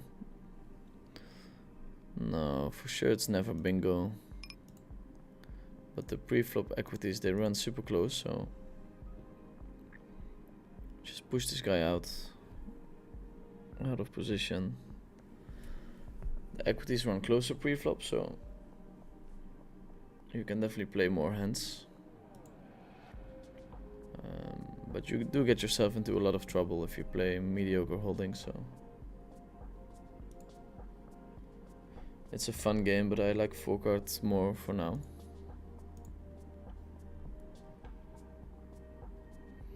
Not on GG, feels like it's rigged plus massive rake. I never really understood the rigged sentiment. For a poker site, they can make a lot of money if they can host as many games as possible, and then rigging the games obviously is a super bad thing to do for a poker site. So usually when people are saying that a poker site is rigged, it's people who are just bad at poker, or they don't understand what kind of incentives a poker site has. Small bet. My opponent seemingly does not have interest in the pot. Please let me know if the stream is still watchable. We're having a lot of dropped frames.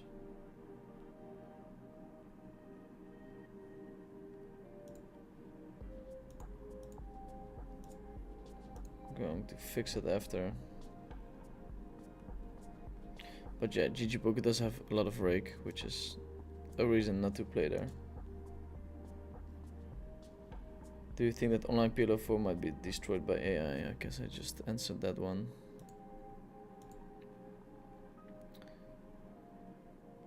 We take it down.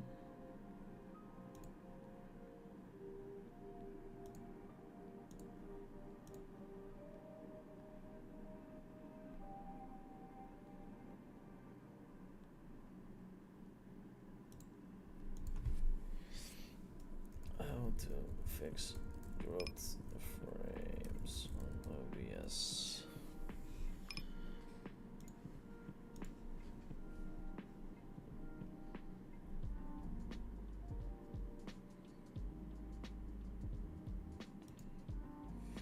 Okay, we're getting some new information.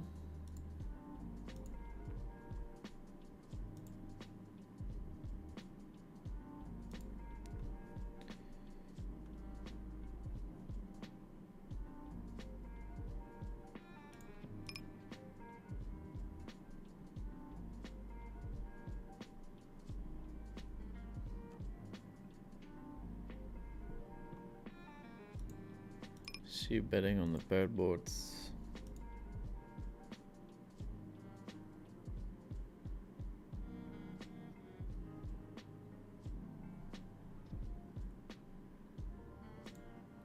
Guess we can add some bluffs here. We're holding most of the aces. His floats are actually ace king, ace queen as well, but I'm not sure how much it happens.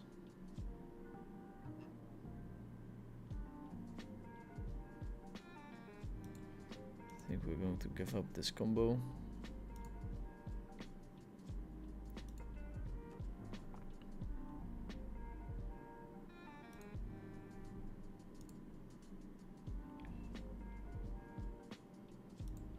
Let's see if I can fix our problem while playing.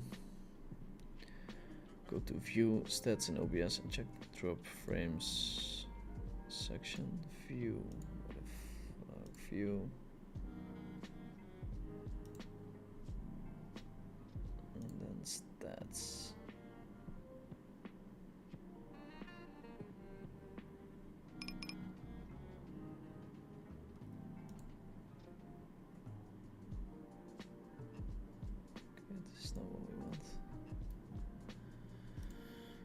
This is not what we want.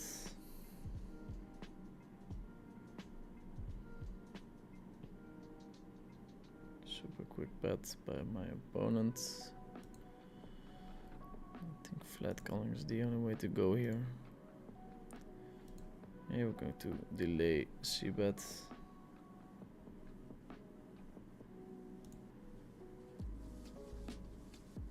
My hand is good enough for a value bet.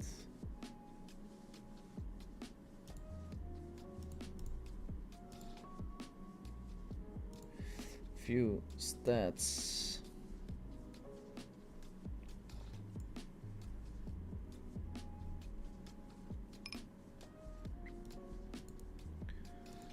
Okay. Frames missed due to rendering lag. Not that much. Skipped frames due to encoding lag. Not that much.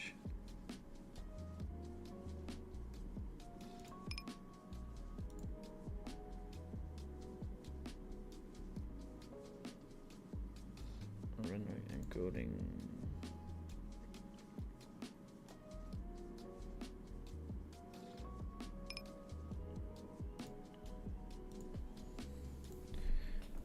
It's not because of rendering or encoding.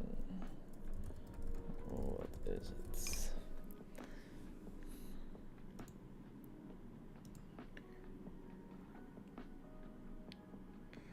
Network issue, internet instability, deeper dive.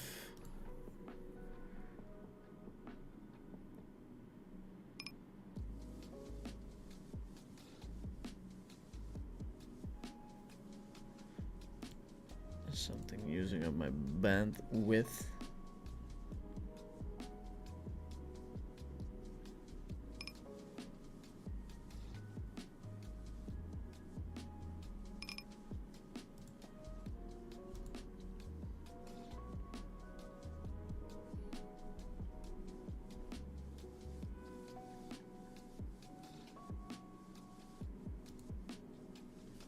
Okay, so next session will be on the cable for sure. And then the upload speed, we'll have to check it as well.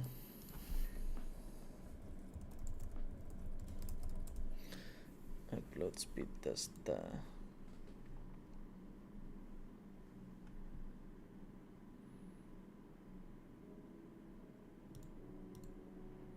Don't think it's a squeeze, but I'm going to do it anyway.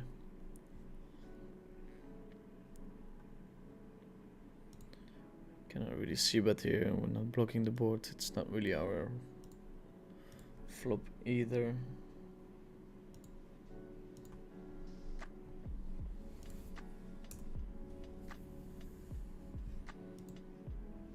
Same story on the turn.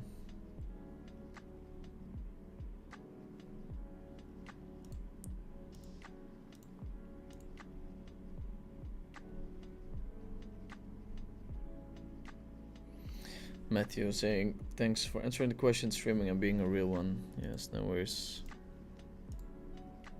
Stevie Ortiz is saying, hello Dirk, do you think it's still worth it to start a poker career in these declining poker times? I don't think so, to be honest. If you have what it takes to crush high stakes, you probably have what it takes to make a lot of money in another field. So for that reason, I wouldn't really try it. If you do have very good connections, I think it might be worth it. So if you're friends with somebody that's crushing high stakes, that might be an opportunity for you.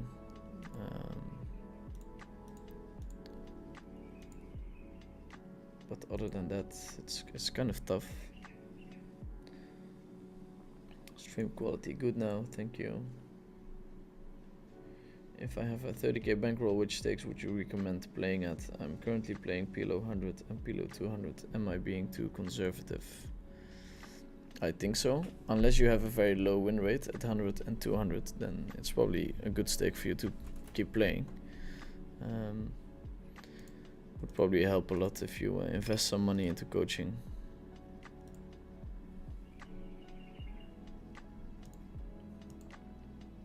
But for some people it works. It's like it's very personal. Bankroll management.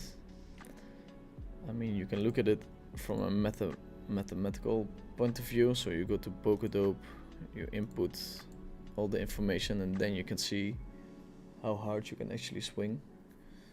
But another question you have to ask yourself, of course, is okay, this is how it works math-wise, and now I have to see if it works for me from a mental point of view. Okay, with the kings we're going to raise here. There's a lot of dead money in the pot. You got faults all the way. Dirk, is it true you rented a girlfriend because of allegations you are homosexual? We love you no matter what. I think the allegations have been going on for months already, so I think I would have rented one earlier. I'm not always in the same location as my girlfriend, so also she doesn't really want to be on stream, I think, which I wholeheartedly understand because there's a lot of fucking weirdos in the chat. Stevie Ortiz being one of them. Hi Dirk, why not open small pocket pairs even when you are on the bottom RFI spot? The little ones do never play. Small pocket pairs in general not super strong now. So here we're blocking all the clubs. Also the river is not super good. So I'm going to check here. Mostly we're betting. Sometimes checking.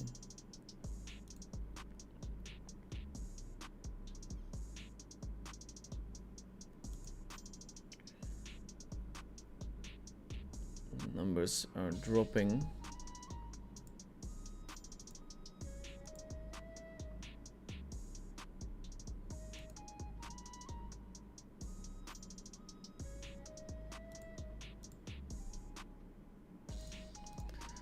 Okay, I'm going to focus on poker for a little while now.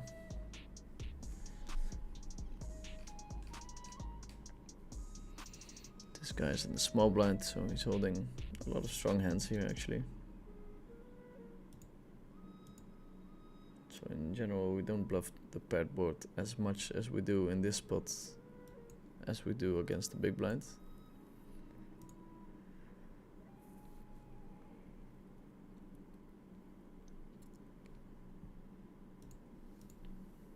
Open under the gun.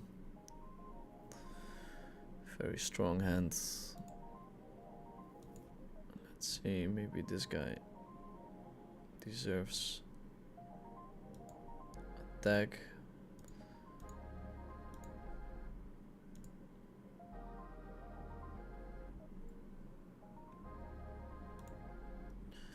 Going to play this one. This guy is seemingly not super good. I think we want to play a little bit wider. Position.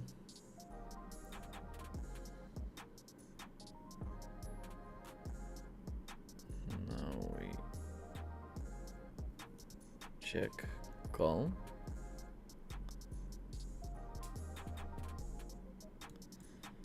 Here we have an easy fold.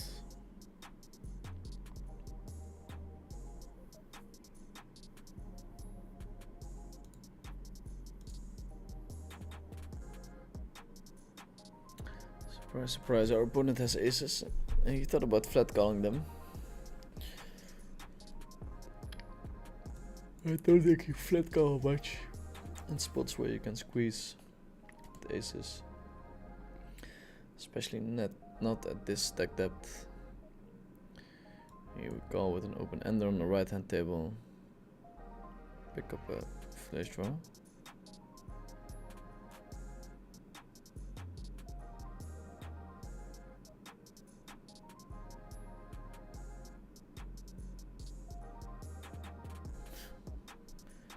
Pot bet. Since we're drawing to the nuts, I think I like calling here more than raising, but also people are very tight. How many times is he going to find the pot bet bluff here on the turn? We miss our hand.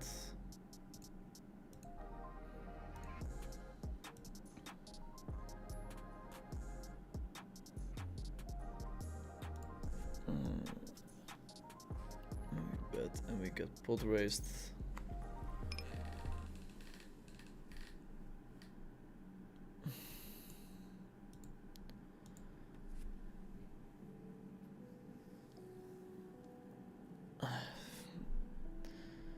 Feels like sometimes we jam here like calling not super attractive. It feels like it's more a bluff than anything. Let's see what my opponent has. Yeah, we're in pretty good shape.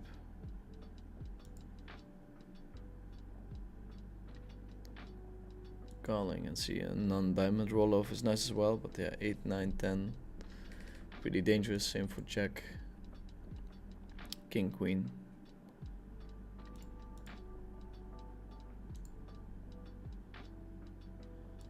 Open 3-bet call.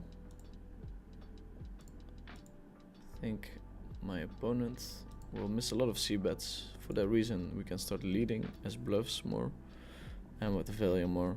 And also I think leading here might be a thing. On the ace, that changes of course.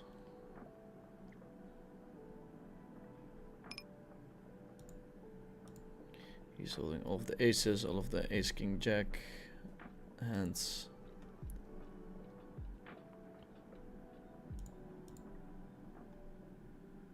Let's see what he does. Whoa, I think I'm check folding here, but it seems very tight. But I think it's the right thing to do at these stakes. At high stakes you cannot fold there, but I think you can get away with folding it.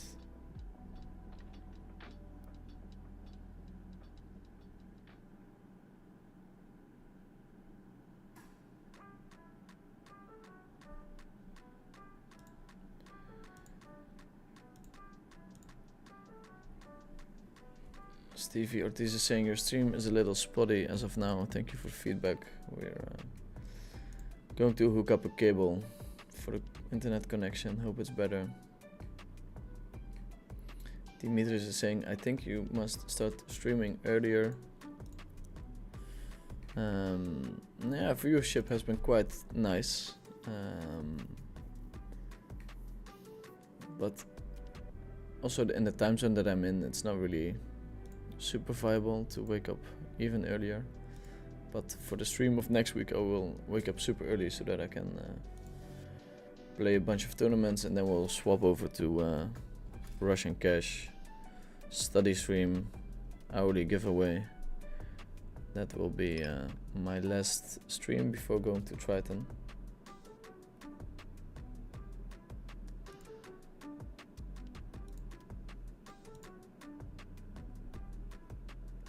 Thanks for keeping it real as always, G. No problem, sir.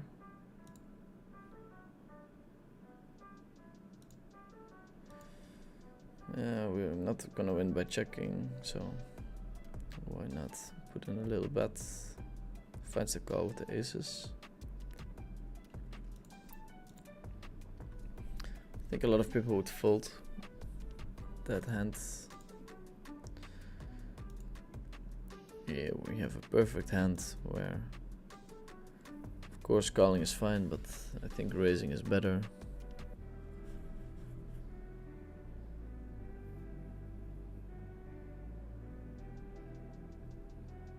This one we can Nothing bad we can check.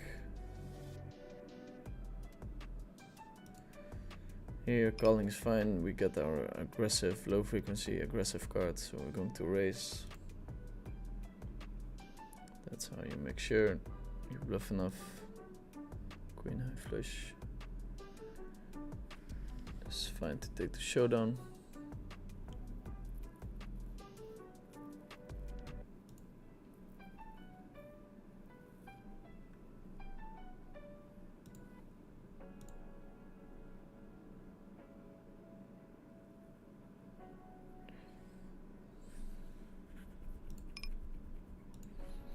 Funny question from Alke. The solver has a lot of leading in many spots, including 3-bet pots. What do you think about it? Well, yeah, if the solver is doing it, it's the best way to approach a spot, so it doesn't really matter what I think about it.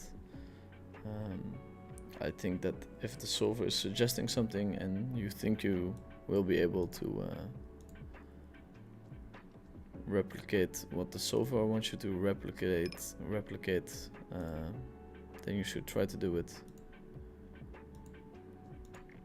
Of course, sometimes it's very hard to be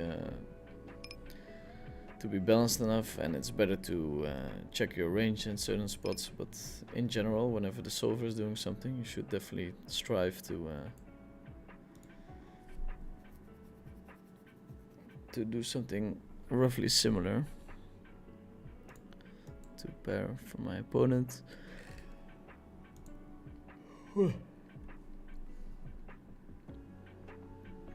Still recovering from last weekend.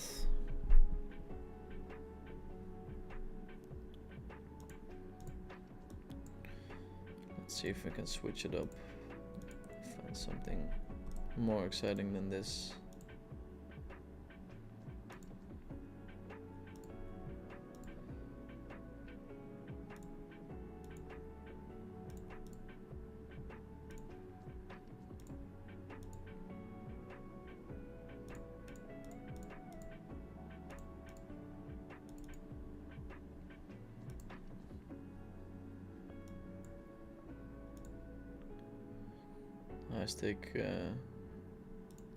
High stakes seem to be very slow.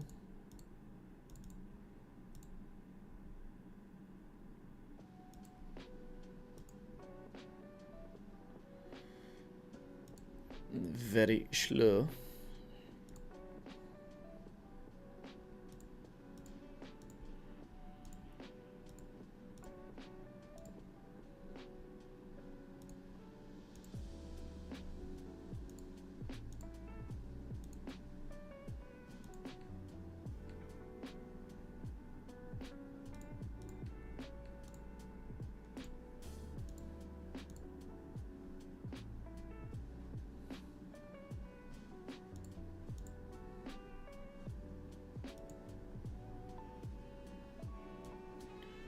We're gonna switch it up. Going to switch it up. Let's see. Some good old all-in a fold.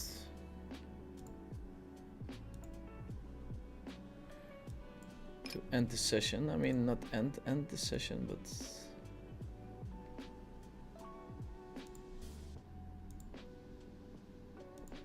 okay, we're gonna leave the table.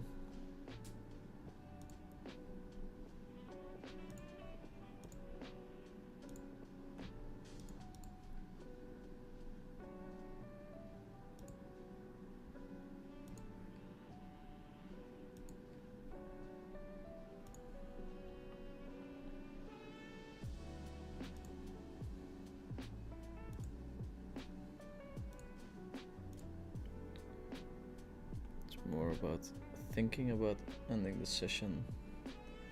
We're right around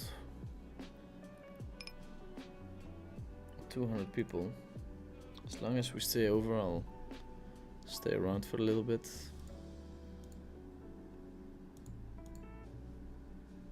But to be honest, I'm pretty tired, so I wouldn't mind wrapping it up in 1 hour or so. That's a bad call, I think. But I'm not sure. We bet big, and now we bet small. It's a crying bluff, we call this. Here a call from our opponent.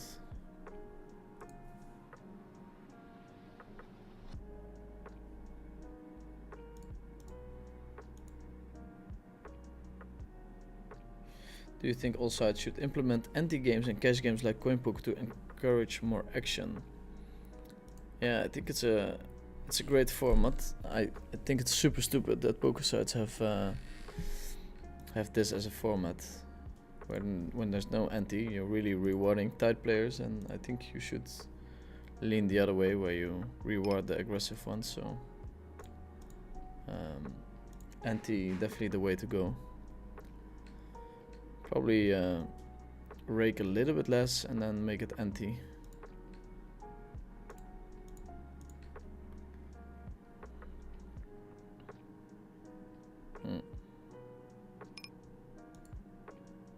Not sure if I can shove here. Close. Two pair, of course, is more than enough.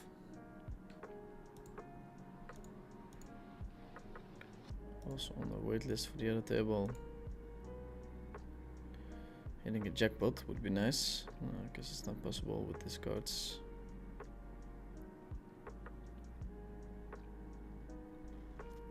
Fortune at the river. Folding.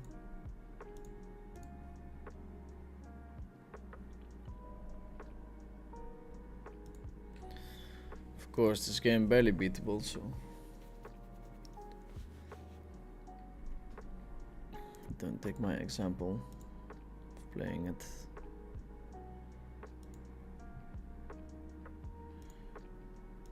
At least now, I think there are no rags, but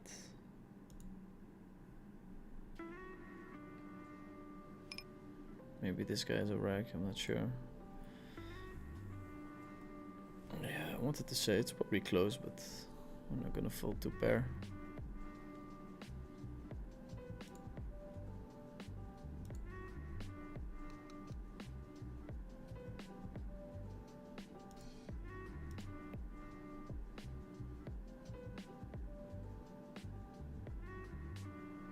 Okay. Off to a cold start. Do you think all sides? Yeah, we did the one. What makes you think Barry is the best PLO player in the world? What is so special about him that no one can outmatch him at this moment? Well, the special thing is that he beat everyone in both No Limit Hold'em and in PLO. So usually have someone that's very good at one game, and he's just beating the best in the world at both games, which is pretty spectacular.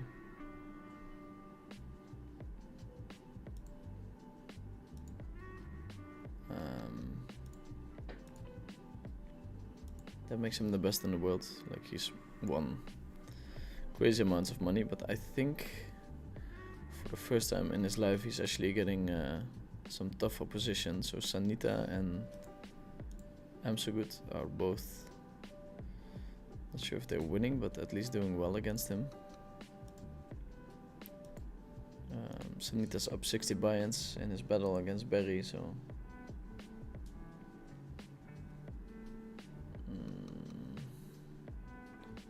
post from garbage lows. Not sure. I'm always a little bit hesitant to click on links because we want to bluff this one on the river. Maybe we can find it myself. Savage Poker, Twitter.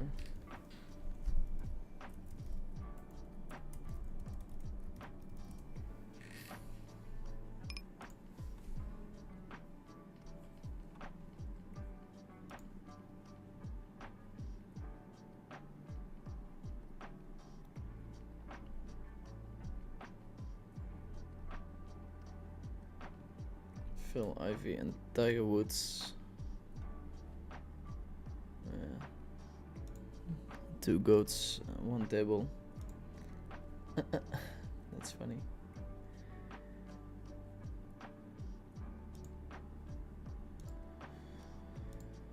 That's pretty funny. Okay, let's start up a new table.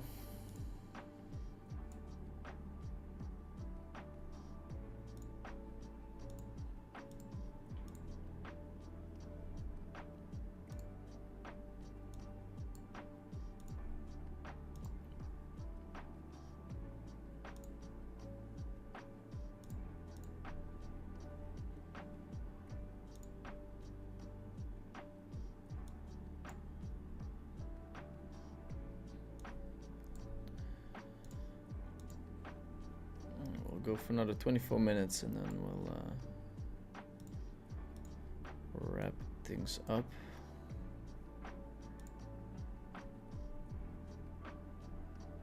Are you going to play the bigger 2-card mixed game events at the WSOP? Which ones are you talking about? I think they have a No Limit Hold'em PLO mix, which seems very cool. There's a ton of PLO events as well,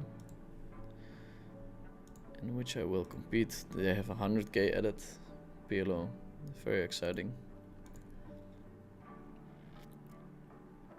So I'll be traveling down to Vegas to play those for sure.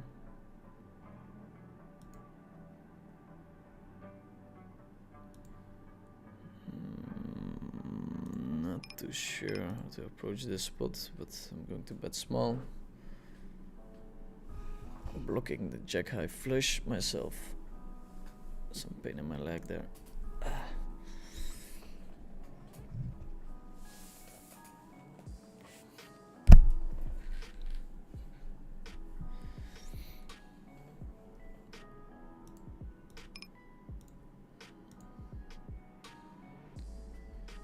I've taken a picture of setup.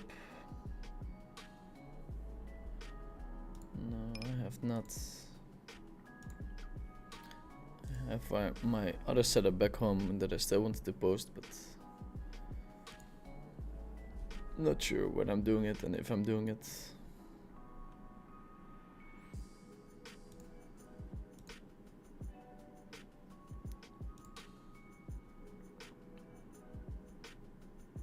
Okay, I wanted to bluff here if you bet it small, but it's the big size. I think it's better to fold.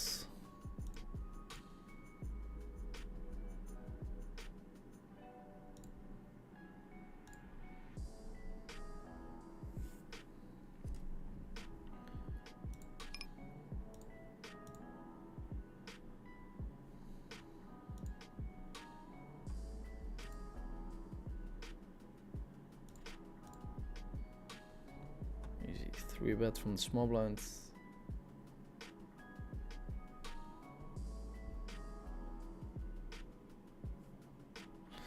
Gold 4-bet from the big blind. This might be an exciting one.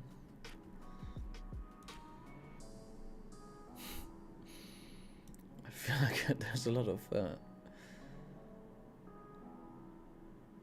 3-of-a-kind flops this session.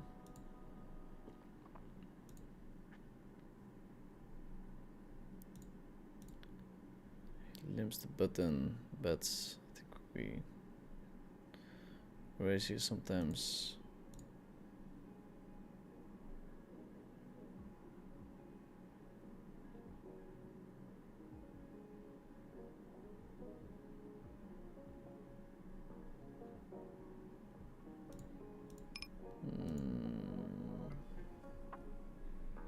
Better link, poker news, flip street, poker tables. Okay. I'm not sure if I'm a big fan of people posting links in my chat.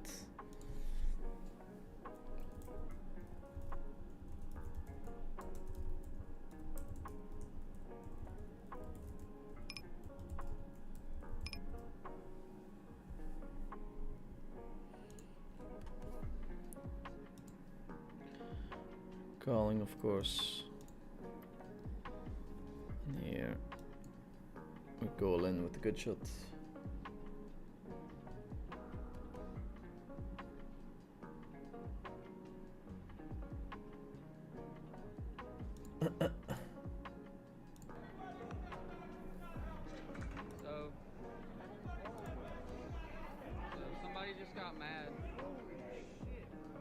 they're going absolutely fucking crazy at the ring events. That's funny.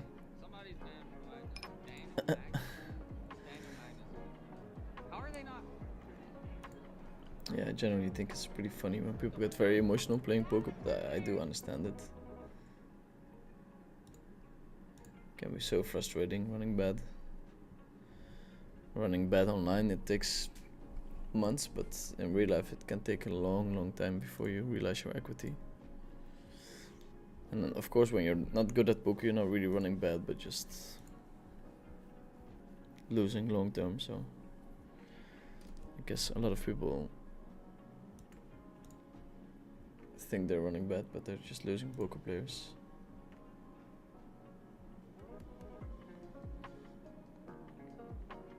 Garbage lows, bringing some excitement to the chat. I like it.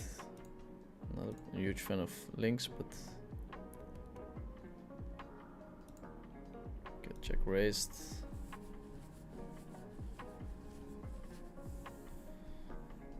Five, 7, 7, 10, queen 10.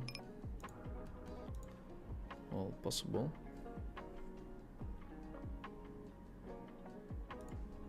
Check it back.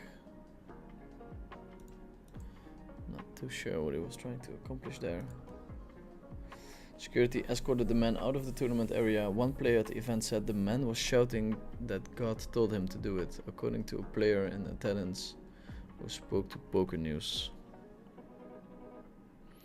Bro, what is the key of making a living on poker, especially online? Yeah, I don't know, being ahead of your opponents. Having more relevant information. I always see poker as trading information, same as trading stocks. If you are better informed, you will win in the long run. I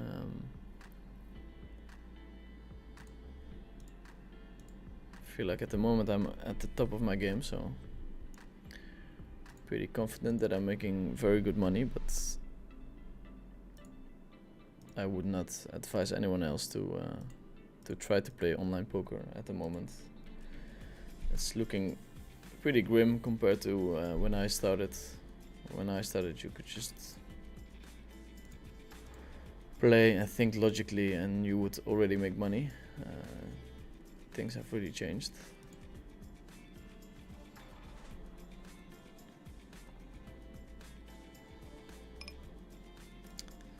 Yeah, I would like to represent something here, but I was talking about the left hand table and the right hand table. We're going to bluff.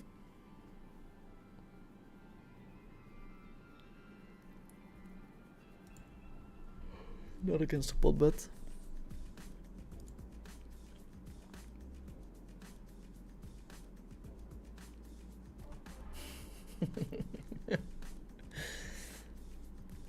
Garbage Nose is saying you need to set up a bot to auto delete them, brother. Yeah, you're making a valid point. Or I just ban you. That's also a very viable option. What do you think the ceiling is for win rate at 1 to rush and cash pre-rayback if you didn't pull select at all?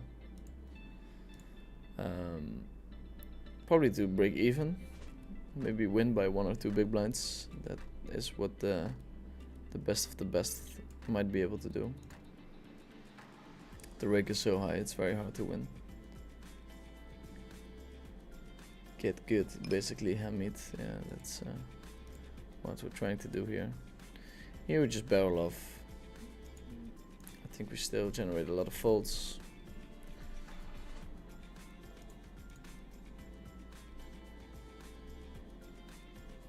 A lot of people mistakenly also stack off the flop already when they have a decent hand, so I think we're left with just a weak range on the turn.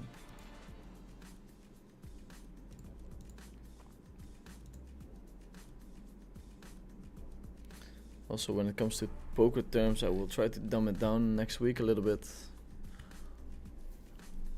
so that it is accessible for people that play yeah, low stakes, mid stakes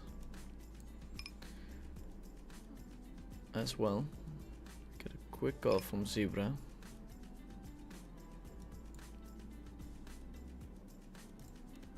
Calling with the Jack 10 4 double suited. Not really the flop that we were hoping for. Zebra with some quick calls. We go for the whole shebang. Well, ace king. That's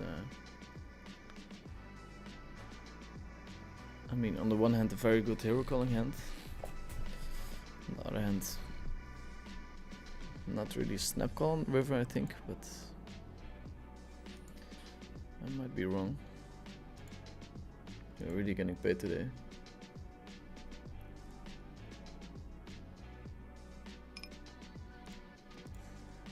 Here we're very deep with these guys, so we can open a lot of hands. If God told him to do it, they should let it slide. Maybe, yes. Maybe.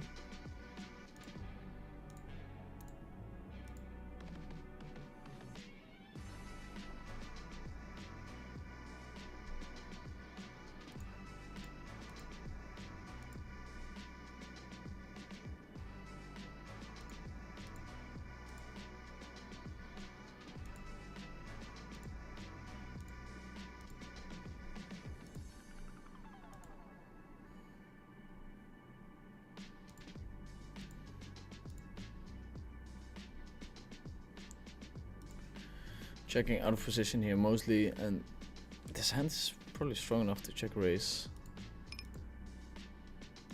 Big size for my opponent. It's not gonna change my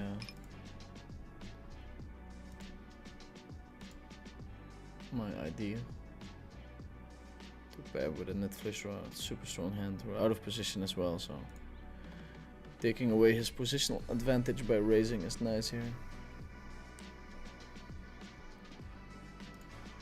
4 on the turn. Checking is an option. I think we just wanna bet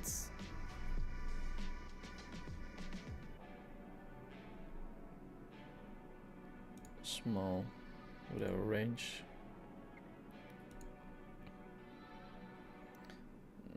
Go all in on the river.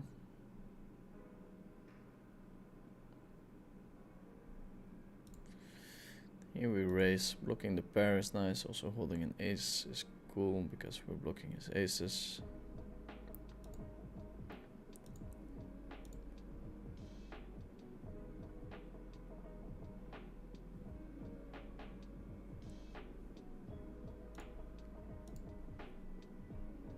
Get the call from our opponent. We really charged him. Fold here. Jesus Christ, I'm such a Russian cash crusher.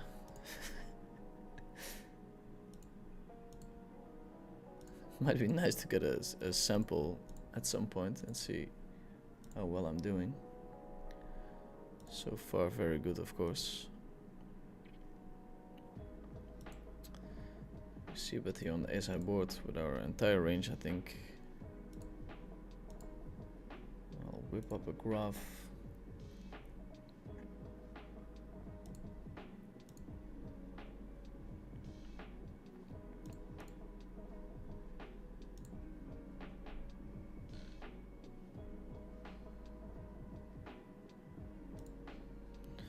Small squeeze.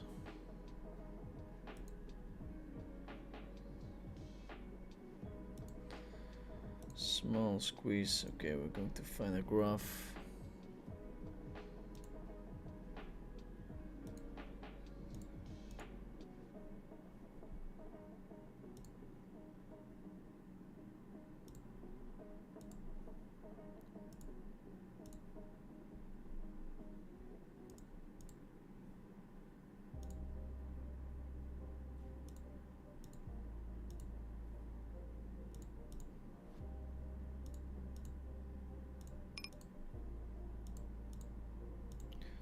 Nice 24 hours.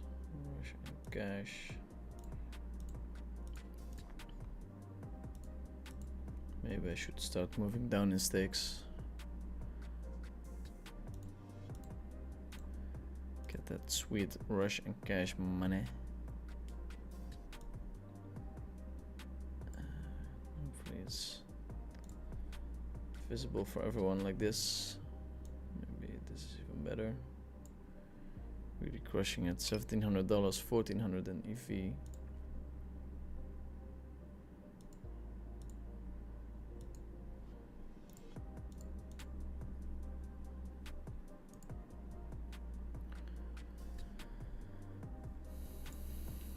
I mean, there's not many coaches that really beat high stakes. And here we're just giving out the content for free.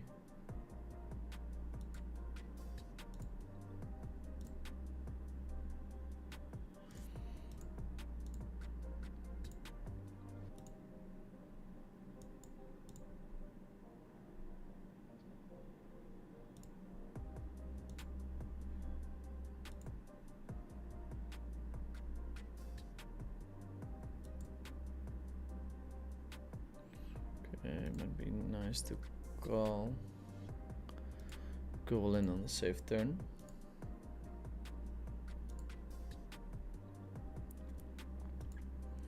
We're blocking the ace, so I think checking is better.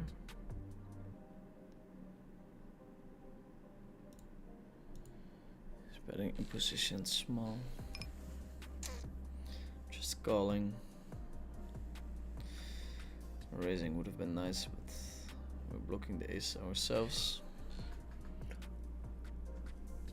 Next time maybe think a bit longer.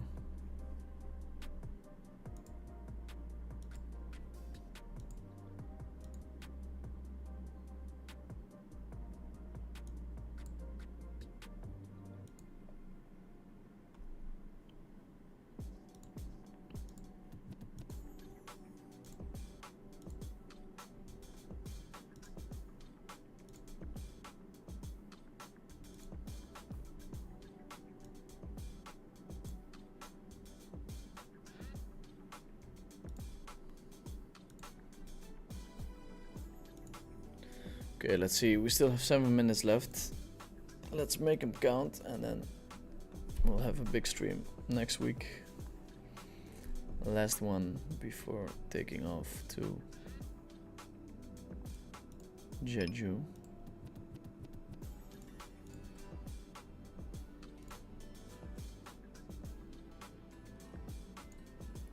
Missed his hand.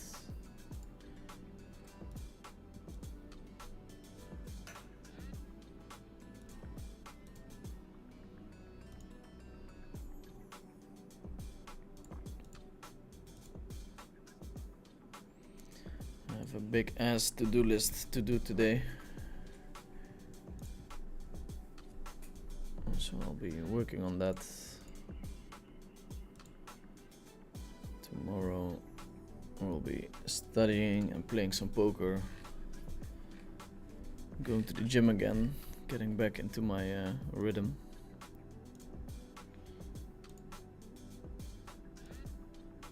I don't know why, but I missed it a lot. Garbage money saying easy money. I guess you are seeing the full hand, how the full house hand now. Here we have an easy stack off with 2 SPR, stack to pot ratio.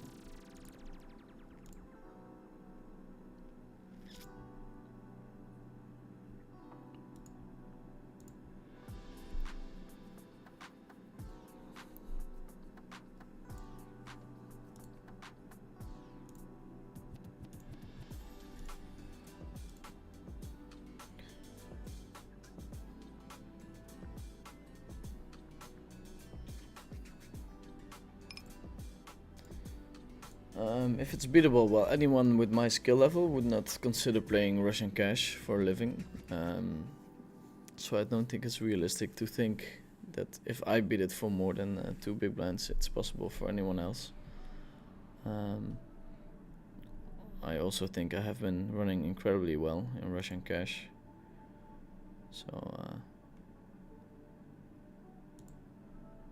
a couple of big blinds should be pretty significant considering the rake. If you break even, you make a lot of money on rake races.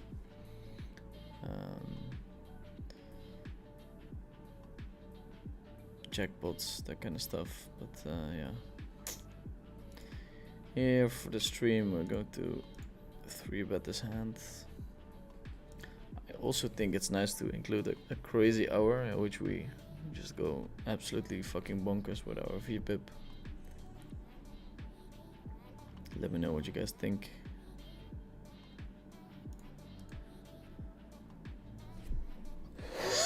Open 3-bet. 4-bet. We're going all in. We 3-bet this guy just before now.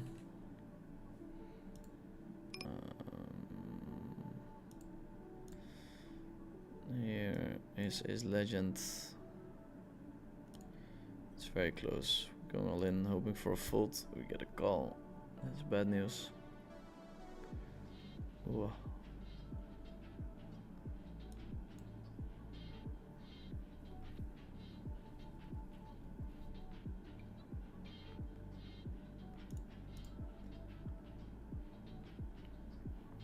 We were in pretty terrible shape there. Ace 4-4-3. Open and a call. Maybe it's possible. No, I don't think so. A couple of big blinds should be the top end, and if you do beat it for a couple of big blinds, you should be moving up, most probably. Super Mega Fish morning, no games on coin running. No, unfortunately not, and I would love to play there because they have new software, but no dice. I think I'm going to fold here. I am the viewer who just asked about the 30k bankroll, and I have a 25 big blind win rate in PLO 100, 200 cash games. Are you offering lessons, or could you recommend a coach? Your advice has been extremely helpful. Not really. There's someone who wanted to be coached for 2k an hour, and I'm still struggling to find a time slot for him, so not really looking for new players.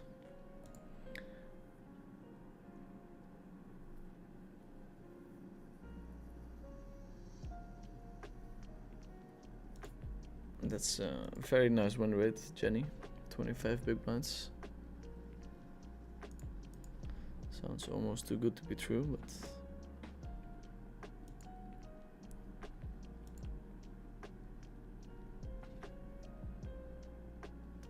probably moving up would be a good idea if you're beating the games by that much. Calling, raising, both fine in the spots.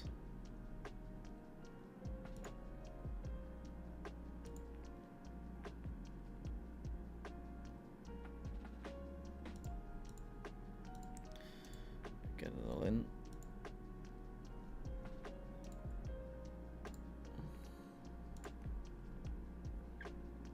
And we're going to do a global sit out.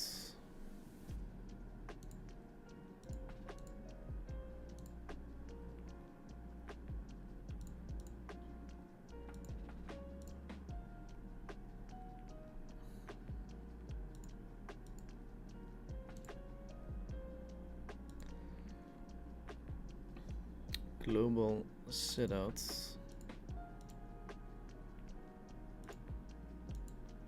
Take it down with the 8 high.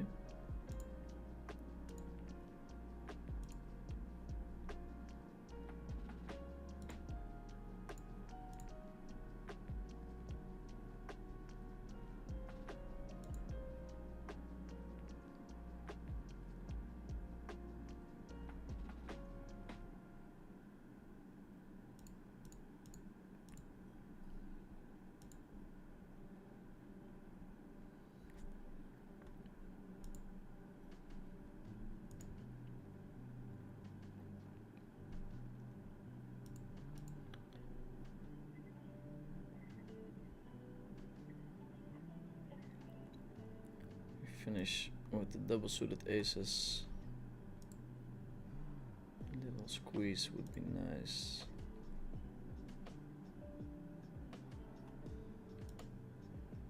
No dice.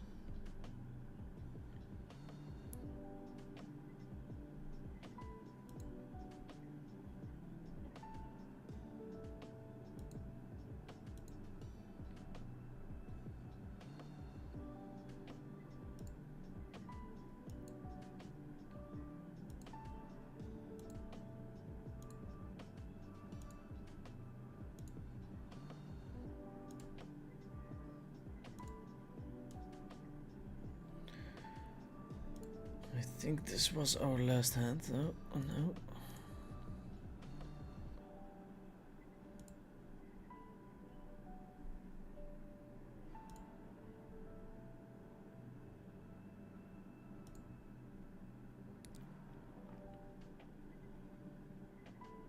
Open, 3-bet, call, 4-bet, easy fold probably.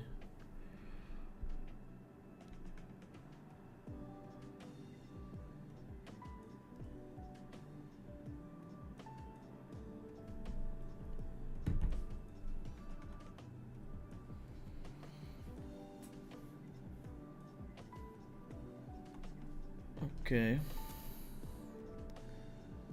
Might be time for an outro or...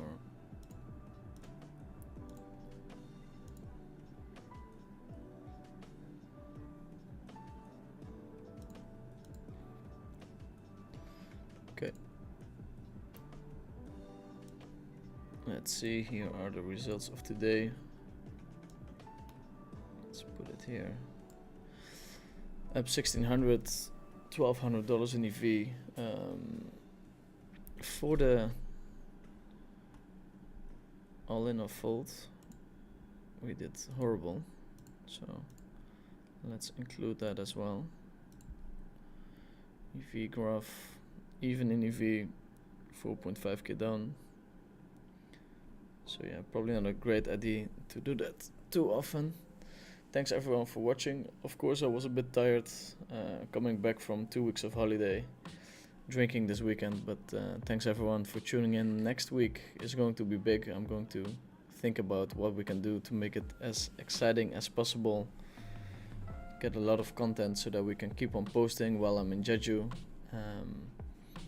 And of course, of the Jeju trip, I will be making a nice little vlog and have an update on Instagram every now and then.